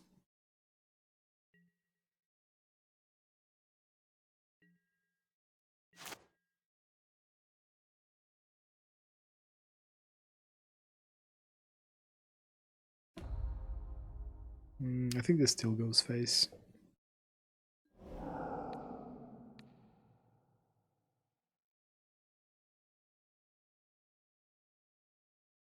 Do you have Spell Pierce?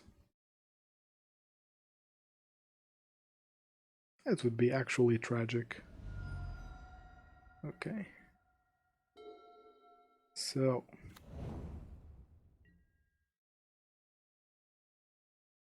Ooh, I should have played the fetch land. Should have played the fetch land. Well, not that it matters.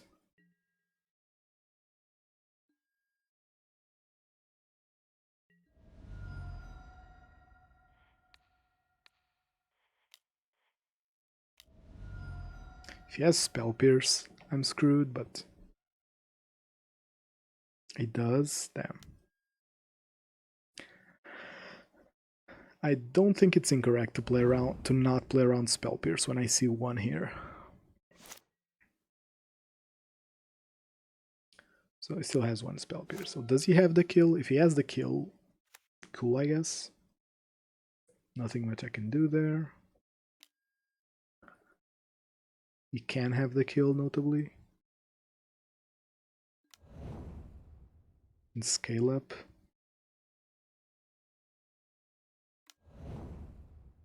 Or just, okay, sure. He had the nuts.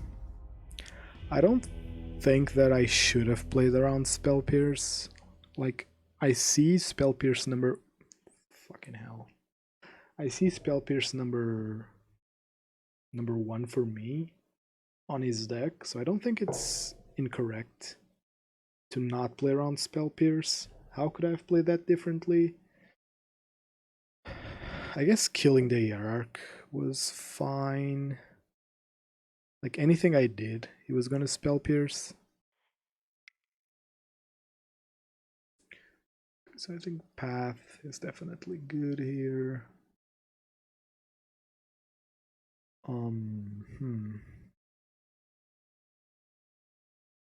Probably cutting Boros Charm. There's an argument to play Vortex here because they have some free spells, but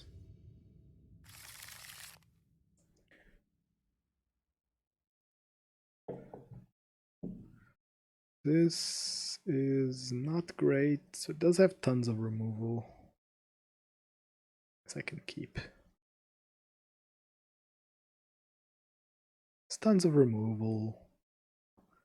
If I find any of my money cards, which is Searing Blaze, Eidolon, well, those are my money cards, but if I find any of them, I'm in a good position.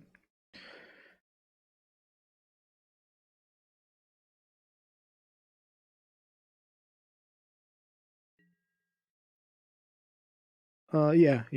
In hindsight, I should have played Searing Blaze on the Hierarch. I think in that current state, I don't feel comfortable playing the Searing Blaze because there's the risk of me not being able to punish my opponent if he has other creatures to pump. Instead of Nexus, instead of Blinkmoth? Instead of the land, because the land is slower, and the land needs Hierarch to work.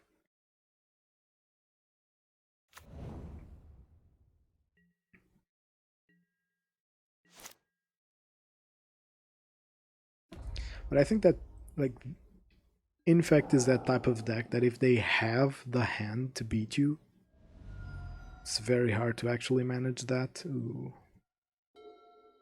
This is interesting.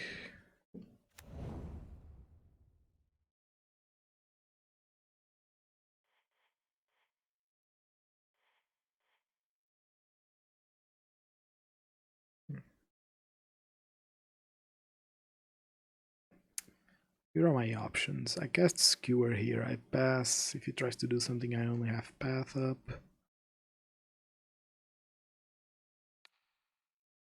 I actually like skewering here. I have Path for anything too serious. He also can't really beat me next turn, let's be real.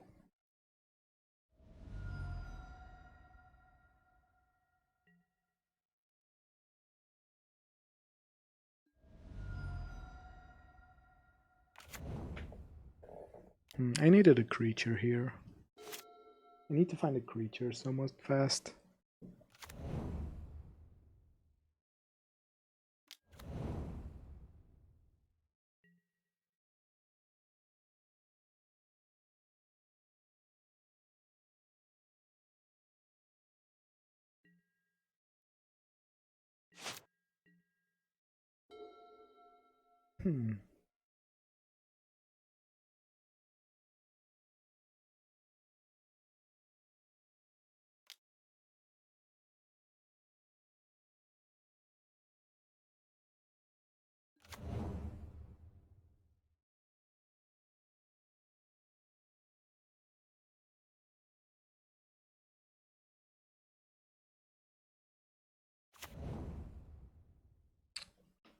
This got interesting.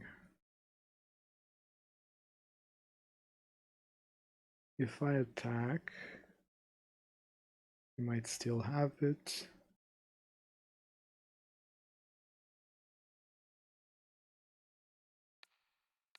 I think I try this now.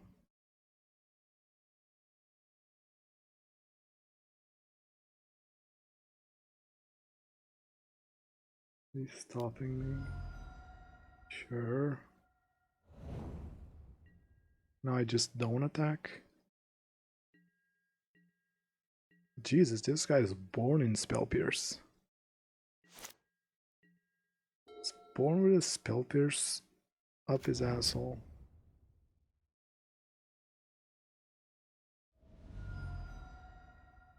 %100% blocking here.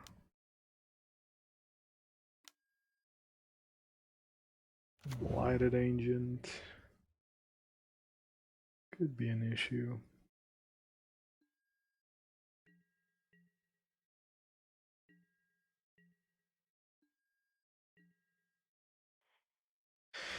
Okay, what do I want?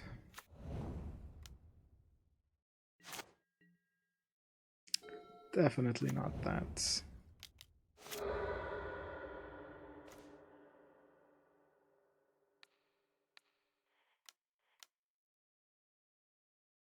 Does he have protection again?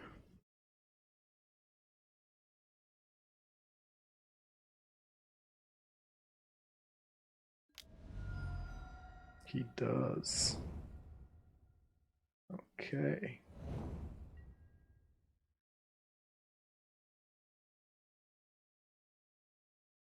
This is getting... Yeah, this is getting rough. Getting quite rough. I think my opponent's a good Infect player.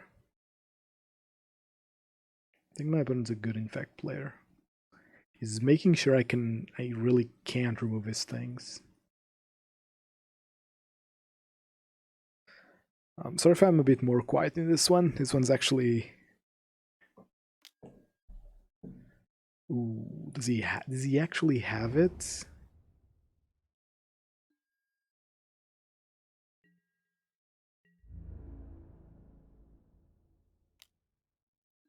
Oh, that's fucked up. That's fucked up. Ooh. Okay. I can work with this. Can definitely work with this.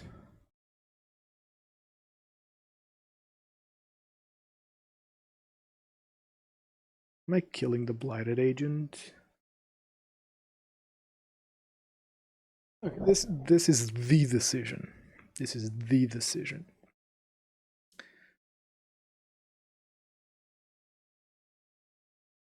He needs a +4/+4 to beat me.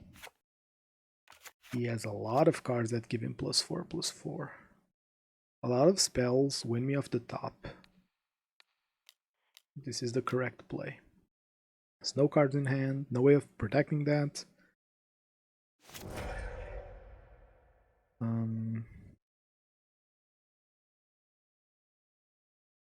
Can I attack here? Can I attack here? Can I attack here?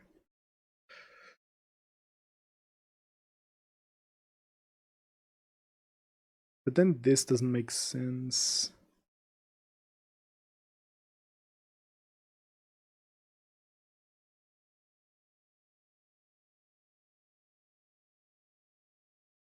No, I don't think that just swinging is enough. I think that if I attack here...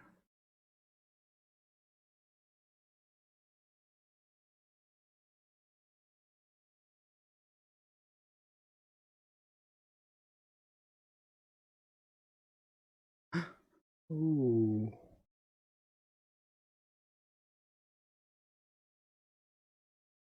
Ooh, that's a fucking line. Oh my god, that's a fucking line. Yeah. Yeah. I spike, attack.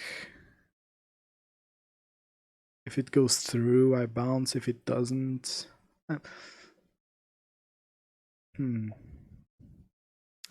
Now here's the big question. Do I attack here? He has 2 Infect going on. His pumps either give 4 and I can't block, or they give 2, right? Can someone get me an Infect list?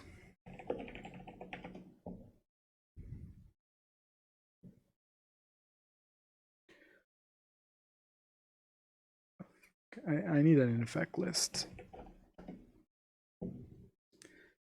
Infect isn't popular enough. Yeah, that line would have been good. That line would have been good. I didn't think about my Guide-Beast actually bouncing my lands. That's not only good here, that seems like it would be relevant in playing this card. Okay. Blossoming Defense doesn't beat me. Distortion Strike doesn't beat me. Groundswell either doesn't beat me or absolutely destroys me. Beats me. Ooh. I think I can't attack here because Scale Up. Scale Up doesn't beat me. They play 4. I think there's an argument to not attack here. Again, because of Scale Up.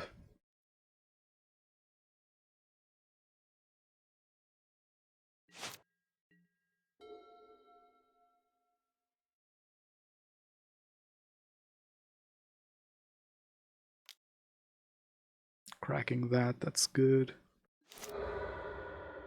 Means maybe drew like a Hierarch.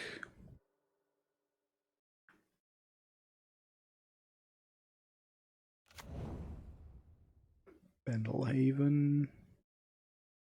It's actually a problem. And the Hierarch.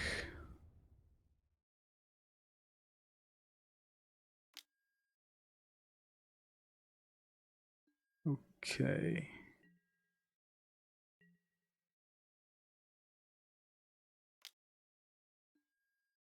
I'm not blocking this, right?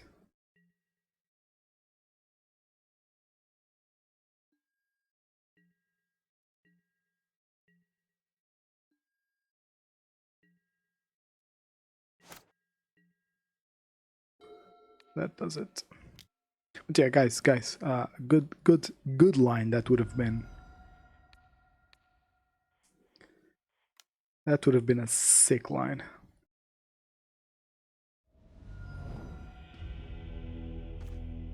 Because even if he double blocks me, I'm still in a better position than I was here. Yeah, sick line, guys. I'll try to remember that for the future.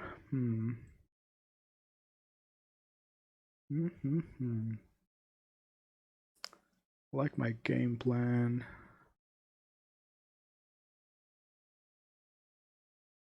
Yeah, that one was... I don't think... Come on.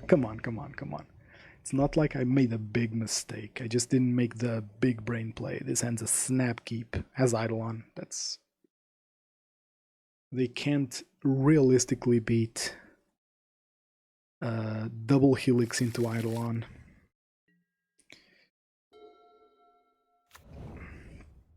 Is that that's not a shock? Oh, I'm so happy about this.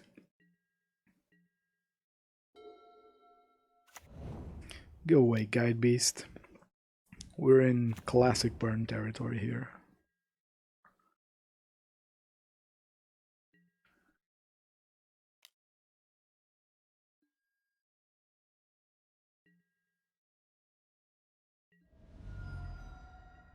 Okay. Yeah. Guide can net me an extra land. I need to remember that. What is this?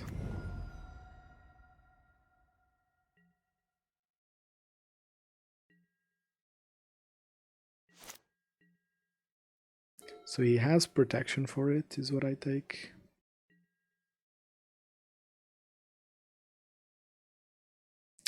I know he has Distortion Strike.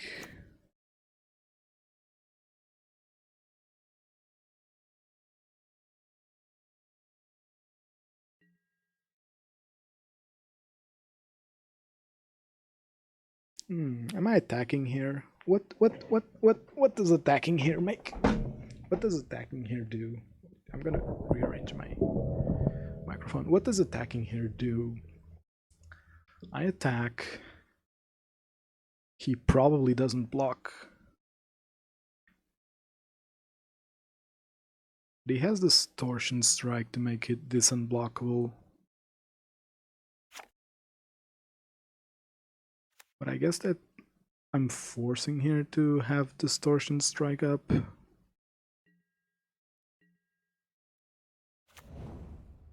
Now, do I say go? I think that he definitely has protection.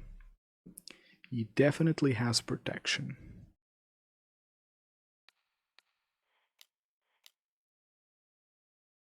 It's very specific cards to actually beat this. Yeah, this one resolves. Oh, cheeky little bastard. I like this one. I really like this one. It makes the deck less soft against Ren and 6 and Lava Dart.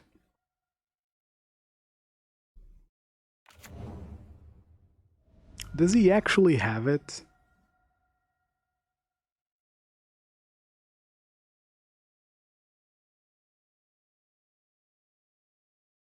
Playing Eidolon wouldn't have won me the game there. Oh my, he actually has it? Jesus. Jesus. This is actually a bit tilting. Yep, he has it. Yeah, I can never win this game. I can never win this game. Ever. Okay. Cool. I don't think I can ever beat this hand, right? By the way, props to my opponent. He played that really well, by the way. Like, I don't want to take anything from my opponent. Like,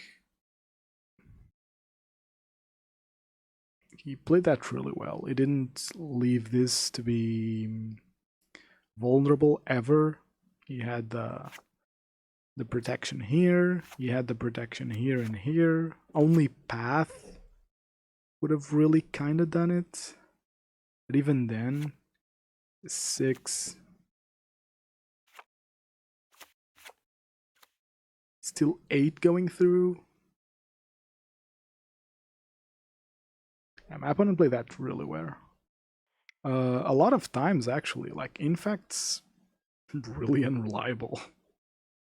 There's a reason the deck doesn't see much play.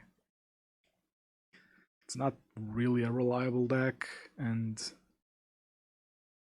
it's very easy to out-interact the deck.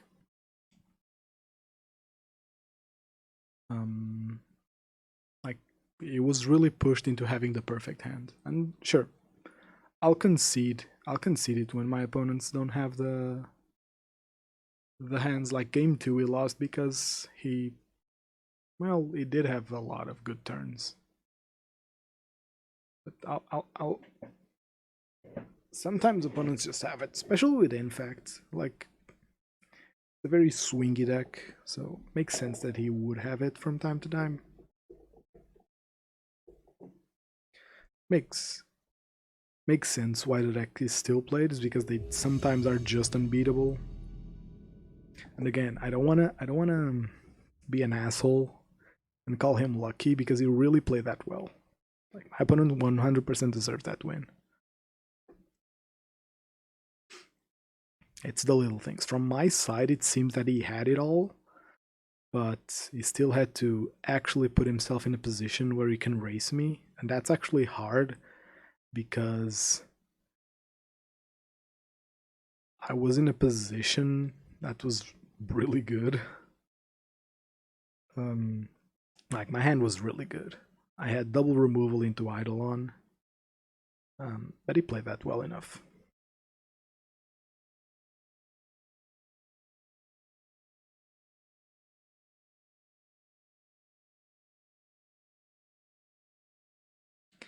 I actually wonder... Yeah, that's why it's banned, Ion. The card is nuts. Absolute nuts. The card just goes hard. It's one of those cards that people never... Okay, so McQueen Sauce is a very popular player that plays control.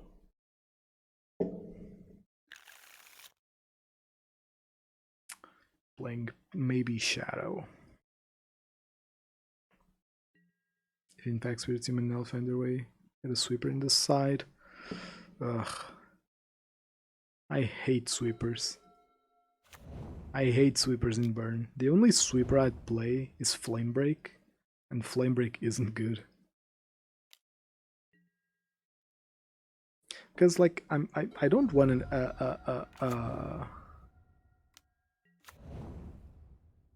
God fucking damn it.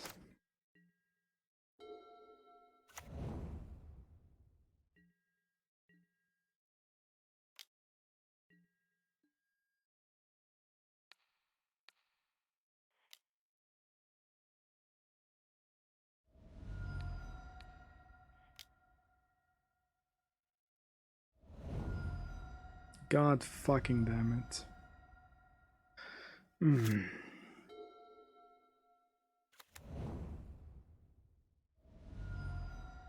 Oh, that's good. It's not as good.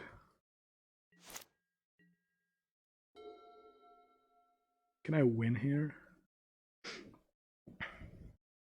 Can I win here?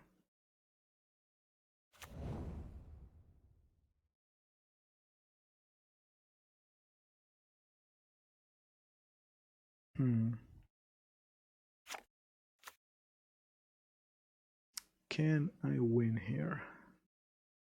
Play Guide-Beast, I attack, he blocks. Guide-Beast, probably. To actually trade. I Helix him.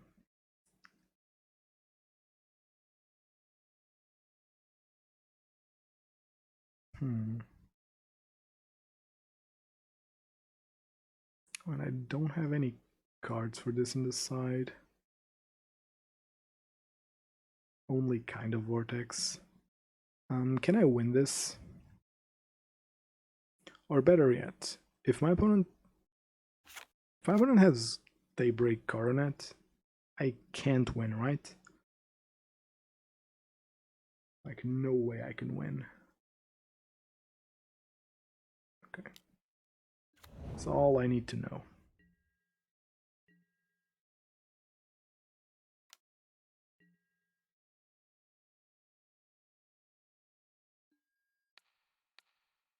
My opponent's on Daybreak. I cannot win this game.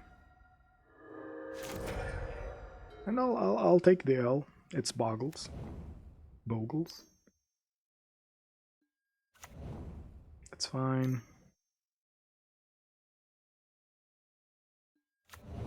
Oh, that's actually fine. Yeah, that's fine. We win. Cool.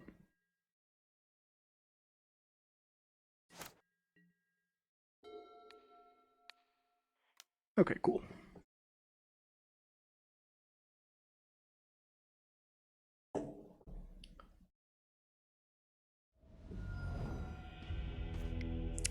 Cool, cool, cool.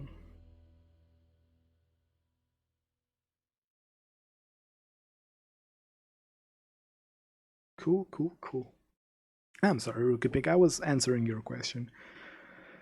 If Infect Spirits, Humans, and Elves starts playing, I think that you're better off playing Searing Blood.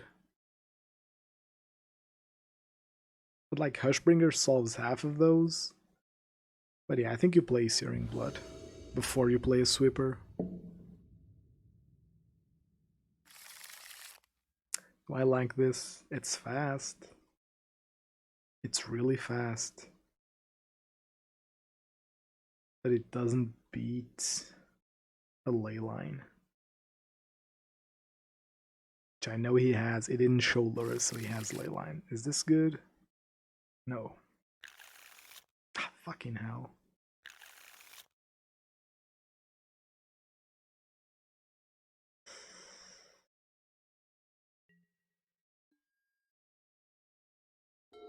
So if he doesn't have Leyline, it means he has a good hand.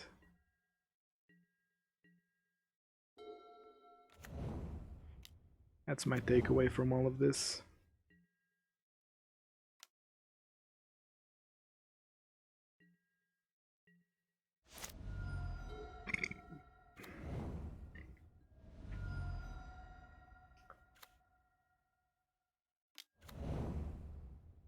That's a problem.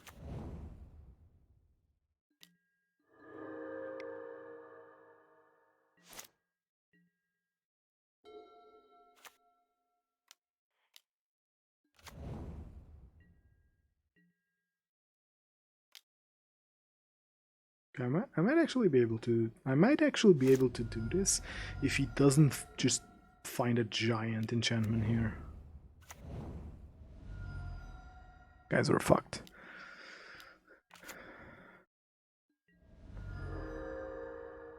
Oh yeah, this doubles it. Okay. Okay.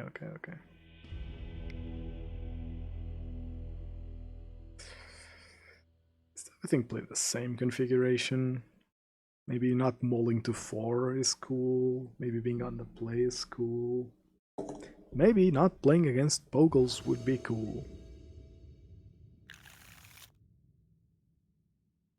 Yep.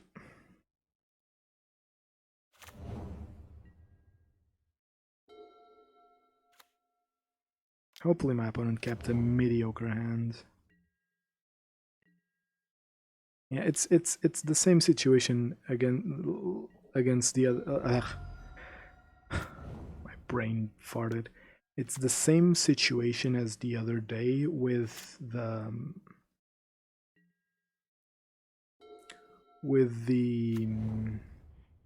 fuck with Tybalt, right? I cannot, in any sense of the word, beat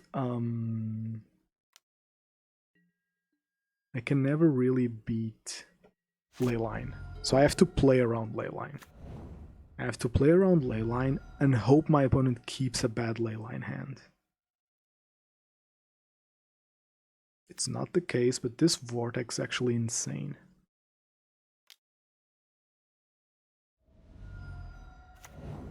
However, my opponent might actually be good enough to know that if he Spirit Links the Eidolon, I'm kind of screwed.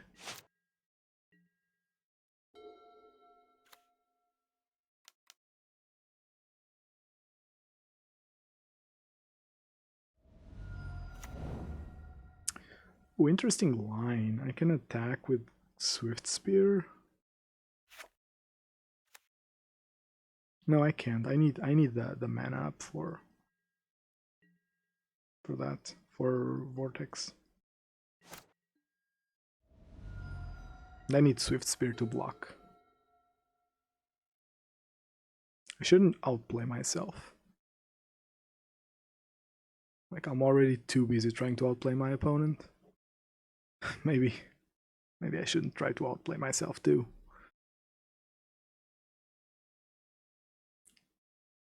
No. Do I prefer Bogles over Tybalt? Probably. Which is saying something. Because with the death of Ad Nauseam, this is probably our worst matchup now.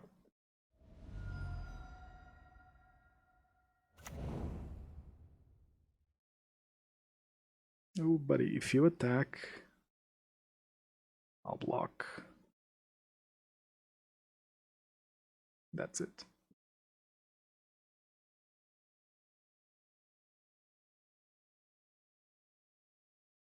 Being ahead on this race is pretty cool.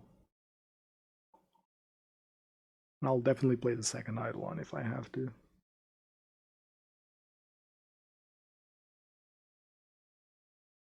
But Infect into Bogles.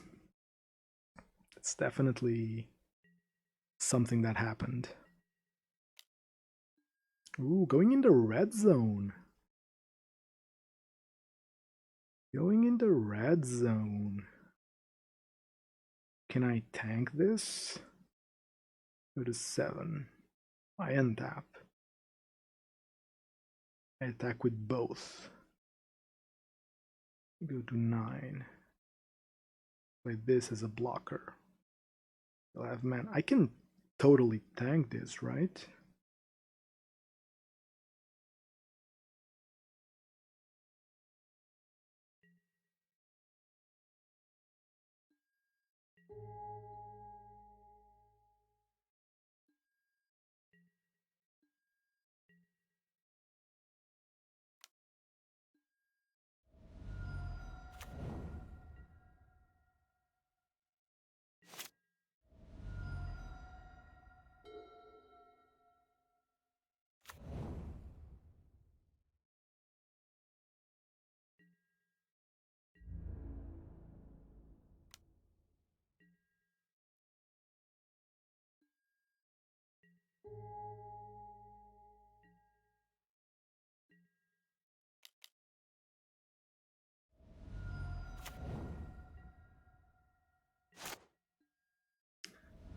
Maybe I shouldn't have tanked it.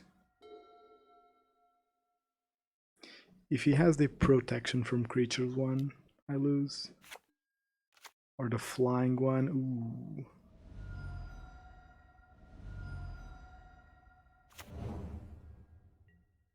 If only, right? Yeah, I lost that game. I should have blocked. Should have definitely blocked. Well, that's a deserved loss. I kind of forgot they had evasion. Kind of forgot they have evasion. Like, I still had 2 blockers. Yeah, I was so ahead on that one, and I threw it. God fucking damn it. Okay, I need to stop playing without lists open. That's been my undoing.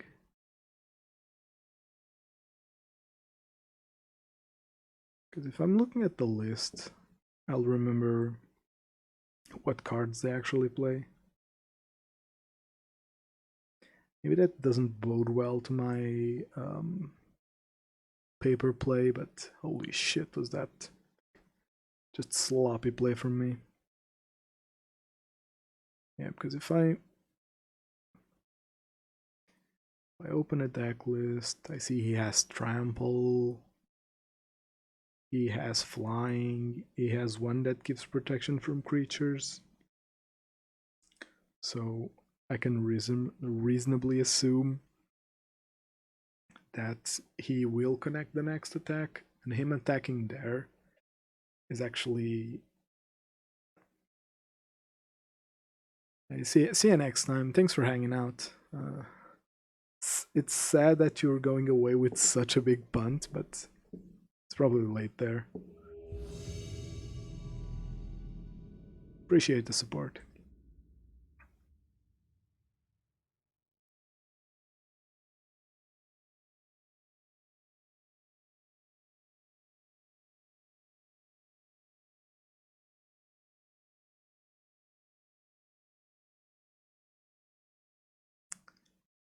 Match, hello. Just occurred to me that I really need to win this game. Fuck. Oh, I'm so mad at myself for losing that one. Fucking hell. I even had it. Like if I block that first hit. I block that first hit. My opponent's on 3 there. I blocked. I think I can win that if I keep blocking.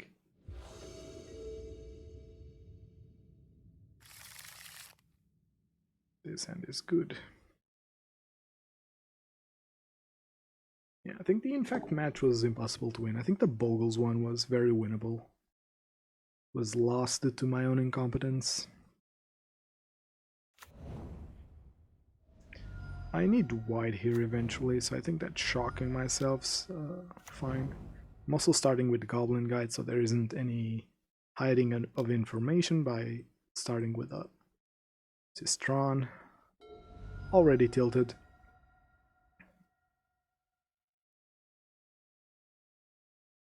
But is this actual Tron or Eldrazi Tron? We're gonna play map.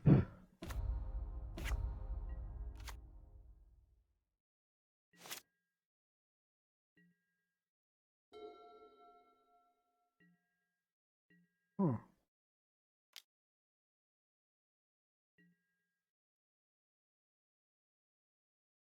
Okay. That's definitely different.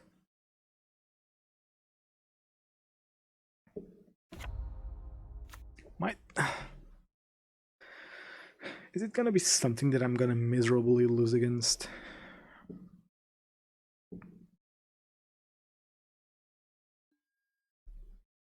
He is blocking. That's good. That is good. That is quite good. 2 are the first matchups. It was Bogles Infect, and match 1 was Storm, match 2 was Amulet. Okay, sure. Sure. I rather have Eidolon out, to be honest, than casting this Skewer. I think it's a better thing to be doing.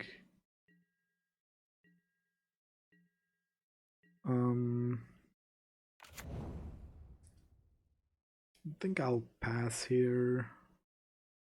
I'm not gonna double spell. This is 7, but if he has a Stonecoil Serpent, which if he plays, I need to be able to kill it to keep my board pressure. He's definitely playing the Stonecoil here. Still triggers Eidolon. I can still kill it.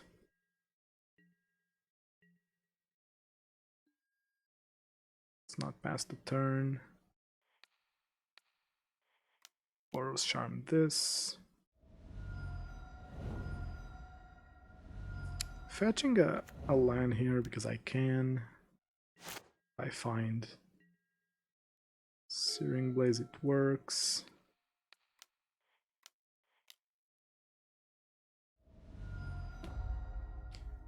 Okay, I get him down to 2 like this, meaning he can't necessarily kill me next turn. Or I think I can kill him next turn.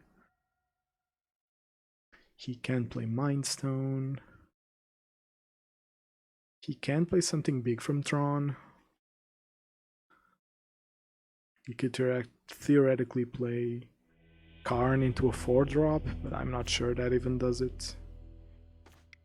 Okay. Definitely need Smash Smithereens. Seems like Eldrazi Tron, right?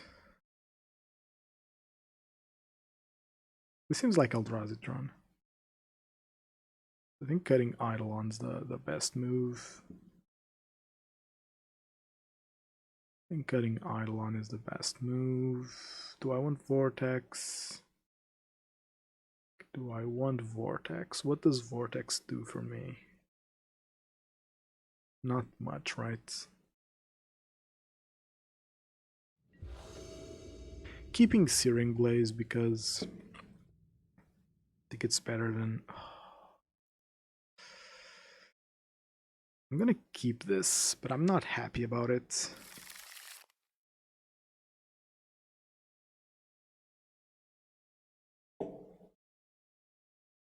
Not happy about it because it's 3 lands on the draw with 2 Goblin Guides, which they may be able to nullify.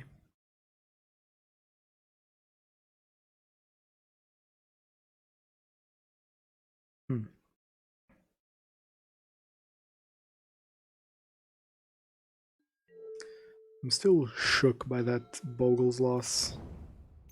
I had it. I so had it.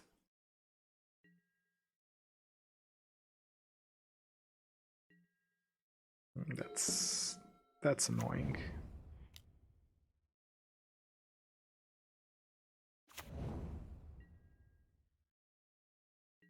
Can I draw Smash the Smithereens, or can my opponent not play Chalice? Can my opponent not play Chalice here?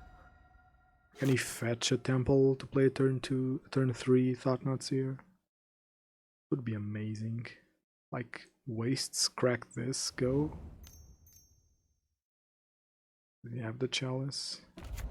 He does, son of a bitch.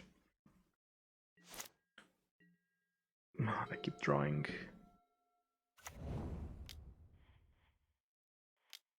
At least hopefully they don't have natural Tron. That's... I can deal with that. Please no Thought-Knots here. Okay, that's a Thought-Knots here. So this game is over. Unless I miraculously top deck a Smash the Smithereens.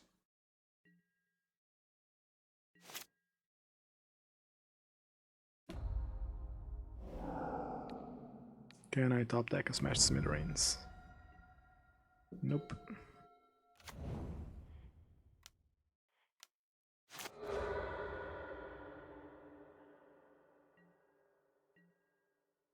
I'm gonna keep playing because I really need to win this match. But I am not... I don't think I will win it. I don't think I will win it. It's very hard to beat Chalice into Thought-Knots here.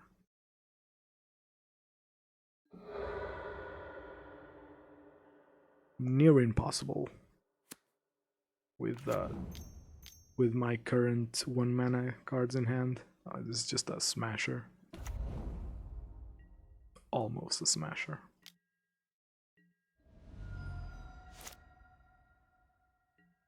Okay, that's a concede. I can't tank this for 2 turns. Wow. Alright.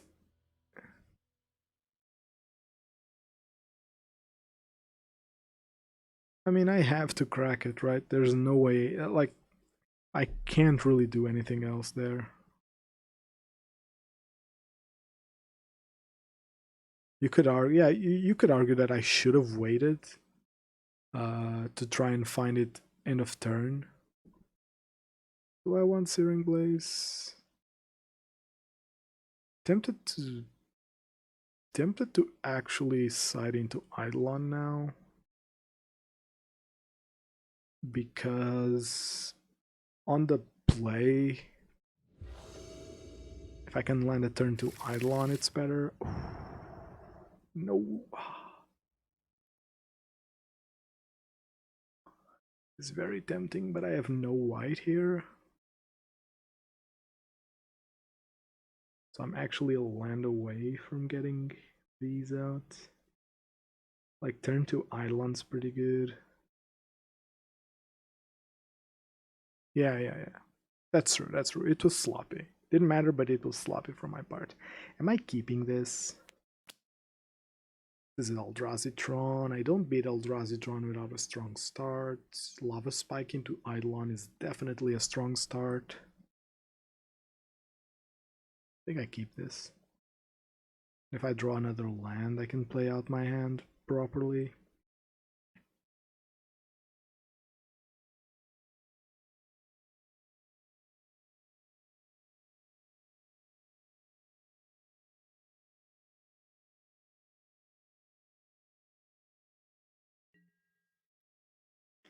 Okay, so what's the math here? Land, Guide-Beast attack, put it back in hand, he plays land. I attack with Guide-Beast, play land, play Lava Spike. Plays land Chalice. I play land Eidolon. Do I like that? I think I prefer slamming down. I think I prefer slamming down Eidolon first.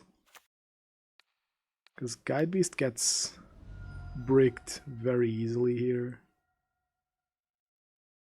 And I'd rather have Eidolon out.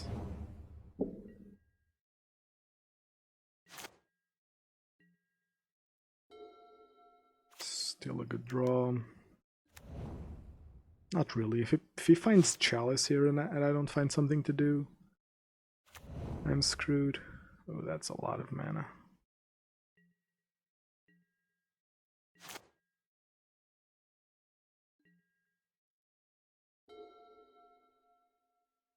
Guess I'm playing the Guide-Beast.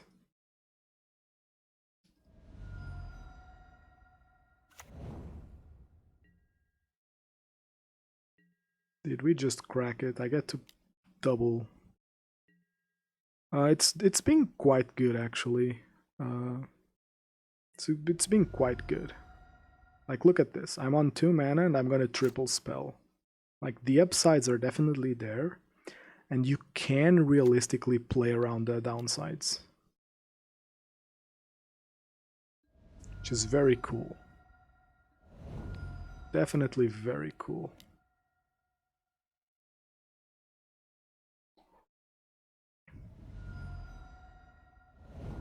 It's doing actual good work.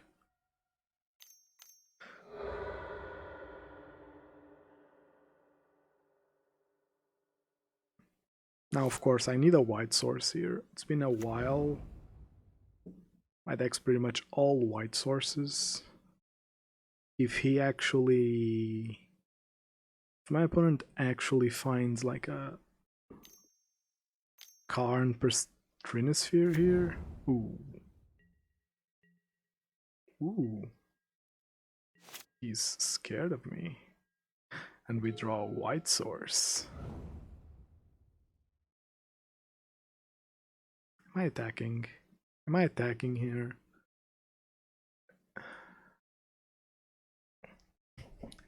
What does attacking here achieve, realistically? I attack here, it definitely blocks here. I can make him go down to 1. If he thought not serious.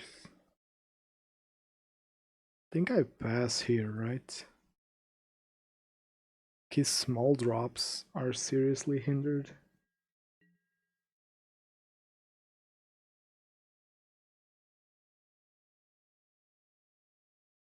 And if he doesn't attack my hand or protect himself with Hexproof, I win.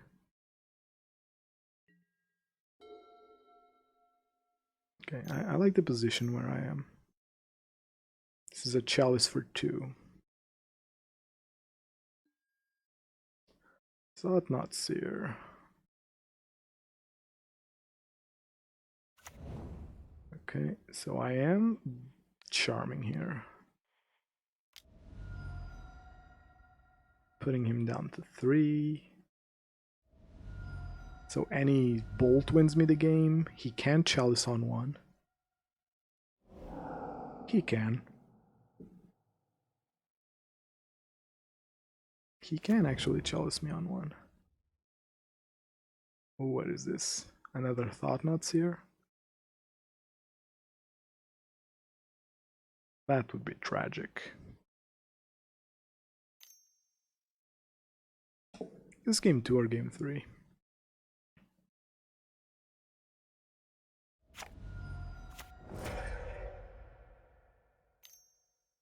And Chalice on 1? Oh. Actually slick. That's actually slick. That's actually pretty darn slick.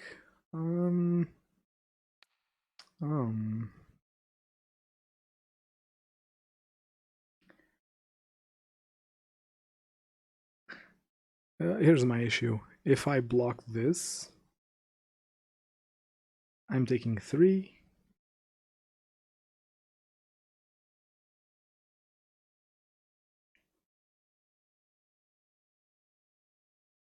I'm still dead next turn. Game 3, now you doubt that my deck will be able to pull through?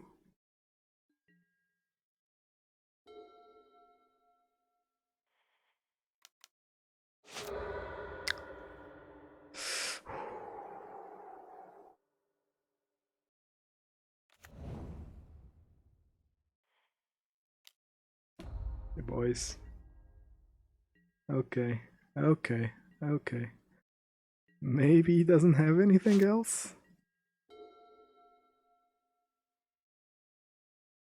He can play Chalice on 3.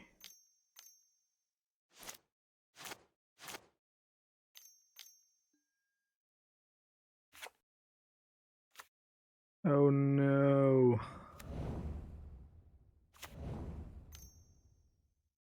Still doesn't save him, right?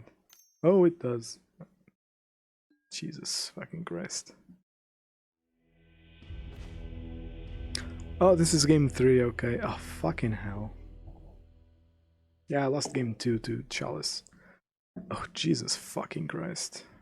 That league was rough. That league was rough. Yeah, this doesn't do anything. But this does. Wow, that was a curve. That was a curve.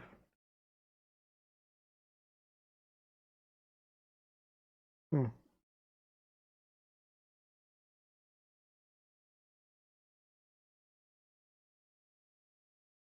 Hmm. Okay, okay. Let's review the league. I always like to review my leagues after I play them. Game 1 against Storm, pretty close, closer than it should have been. But my opponent was decent at Storm. But I do think that they fumbled some of their lines. Then against Amulet, weirdly enough, wasn't really close. I just crushed them. Matches 1 and 2, Guide-Beast was very good. Then up against Infect, my opponent was really good. But also, they kind of had the exact cards they needed to win. Not saying that they were lucky. I think they played better than me. Or rather, they played well around my deck. But it was really close, really close. Then Bogles, I threw that one. Then Eldrazi Tron. I don't know, maybe I'm supposed to mull that game 3. But even then, match 2, my opponent goes Chalice into Thought-Knot Seer. That's just a free win for him. And then game 3, what does he do? He goes turn 3 Smasher into Thought-Knot Seer. That game 3 was... it felt really slow from my end, not gonna lie. Felt really darn slow. I think that I don't want to play Eidolon into Eldrazi Tron, even on the draw. Because if that Eidolon were... if it were Searing Blaze, I would have mulled. Maybe I get a faster hand. I think I just need to open faster against Eldrazi Tron. Like on the play, I need at least 2 creatures fast, and then just chip away at them. So I think matches 4 and 5 were lost by me completely. Still, it's a bit disheartening to lose match 4 and 5 like that, but it's my fault, so I guess you live and learn. Right away, after 1 league, my feedback on Guide-Beast is really good. The card felt amazing. It really felt like a burn creature. Comes out swinging, can deal a lot of damage, and weirdly enough, the downside of the card can be an upside, and not only that, I think it forces opponents to not play well around it. There were instances where my opponent was letting Guide-Beast hit them so that I couldn't develop my mana, but like, I don't care about that. Because if Guide-Beast is hitting, I'm fine with not developing my mana. Looks good for Guide-Beast. Now, the list itself... I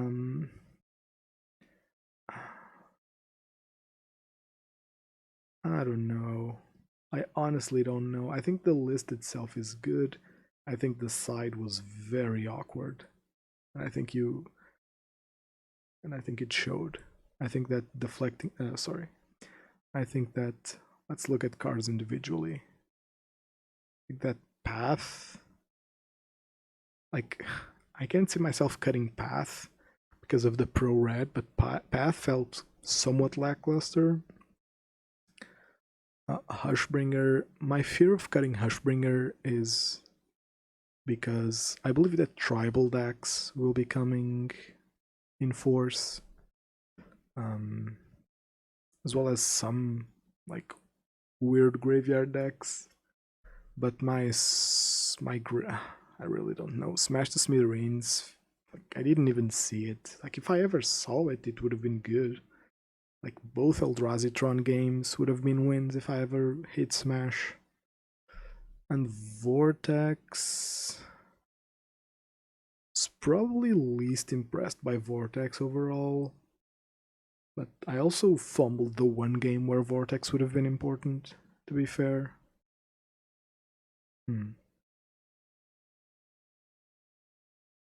Still, I think I lost Bogles due to my own incompetence. I should have blocked that Bogle attack. I lost Eldrazi Tron. Again, it was my problem. I should have sided out Eidolon. I think that between now and Wednesday, I'm gonna look into writing a proper sideboard guide. At least for myself, like a draft of one, before I put it somewhere.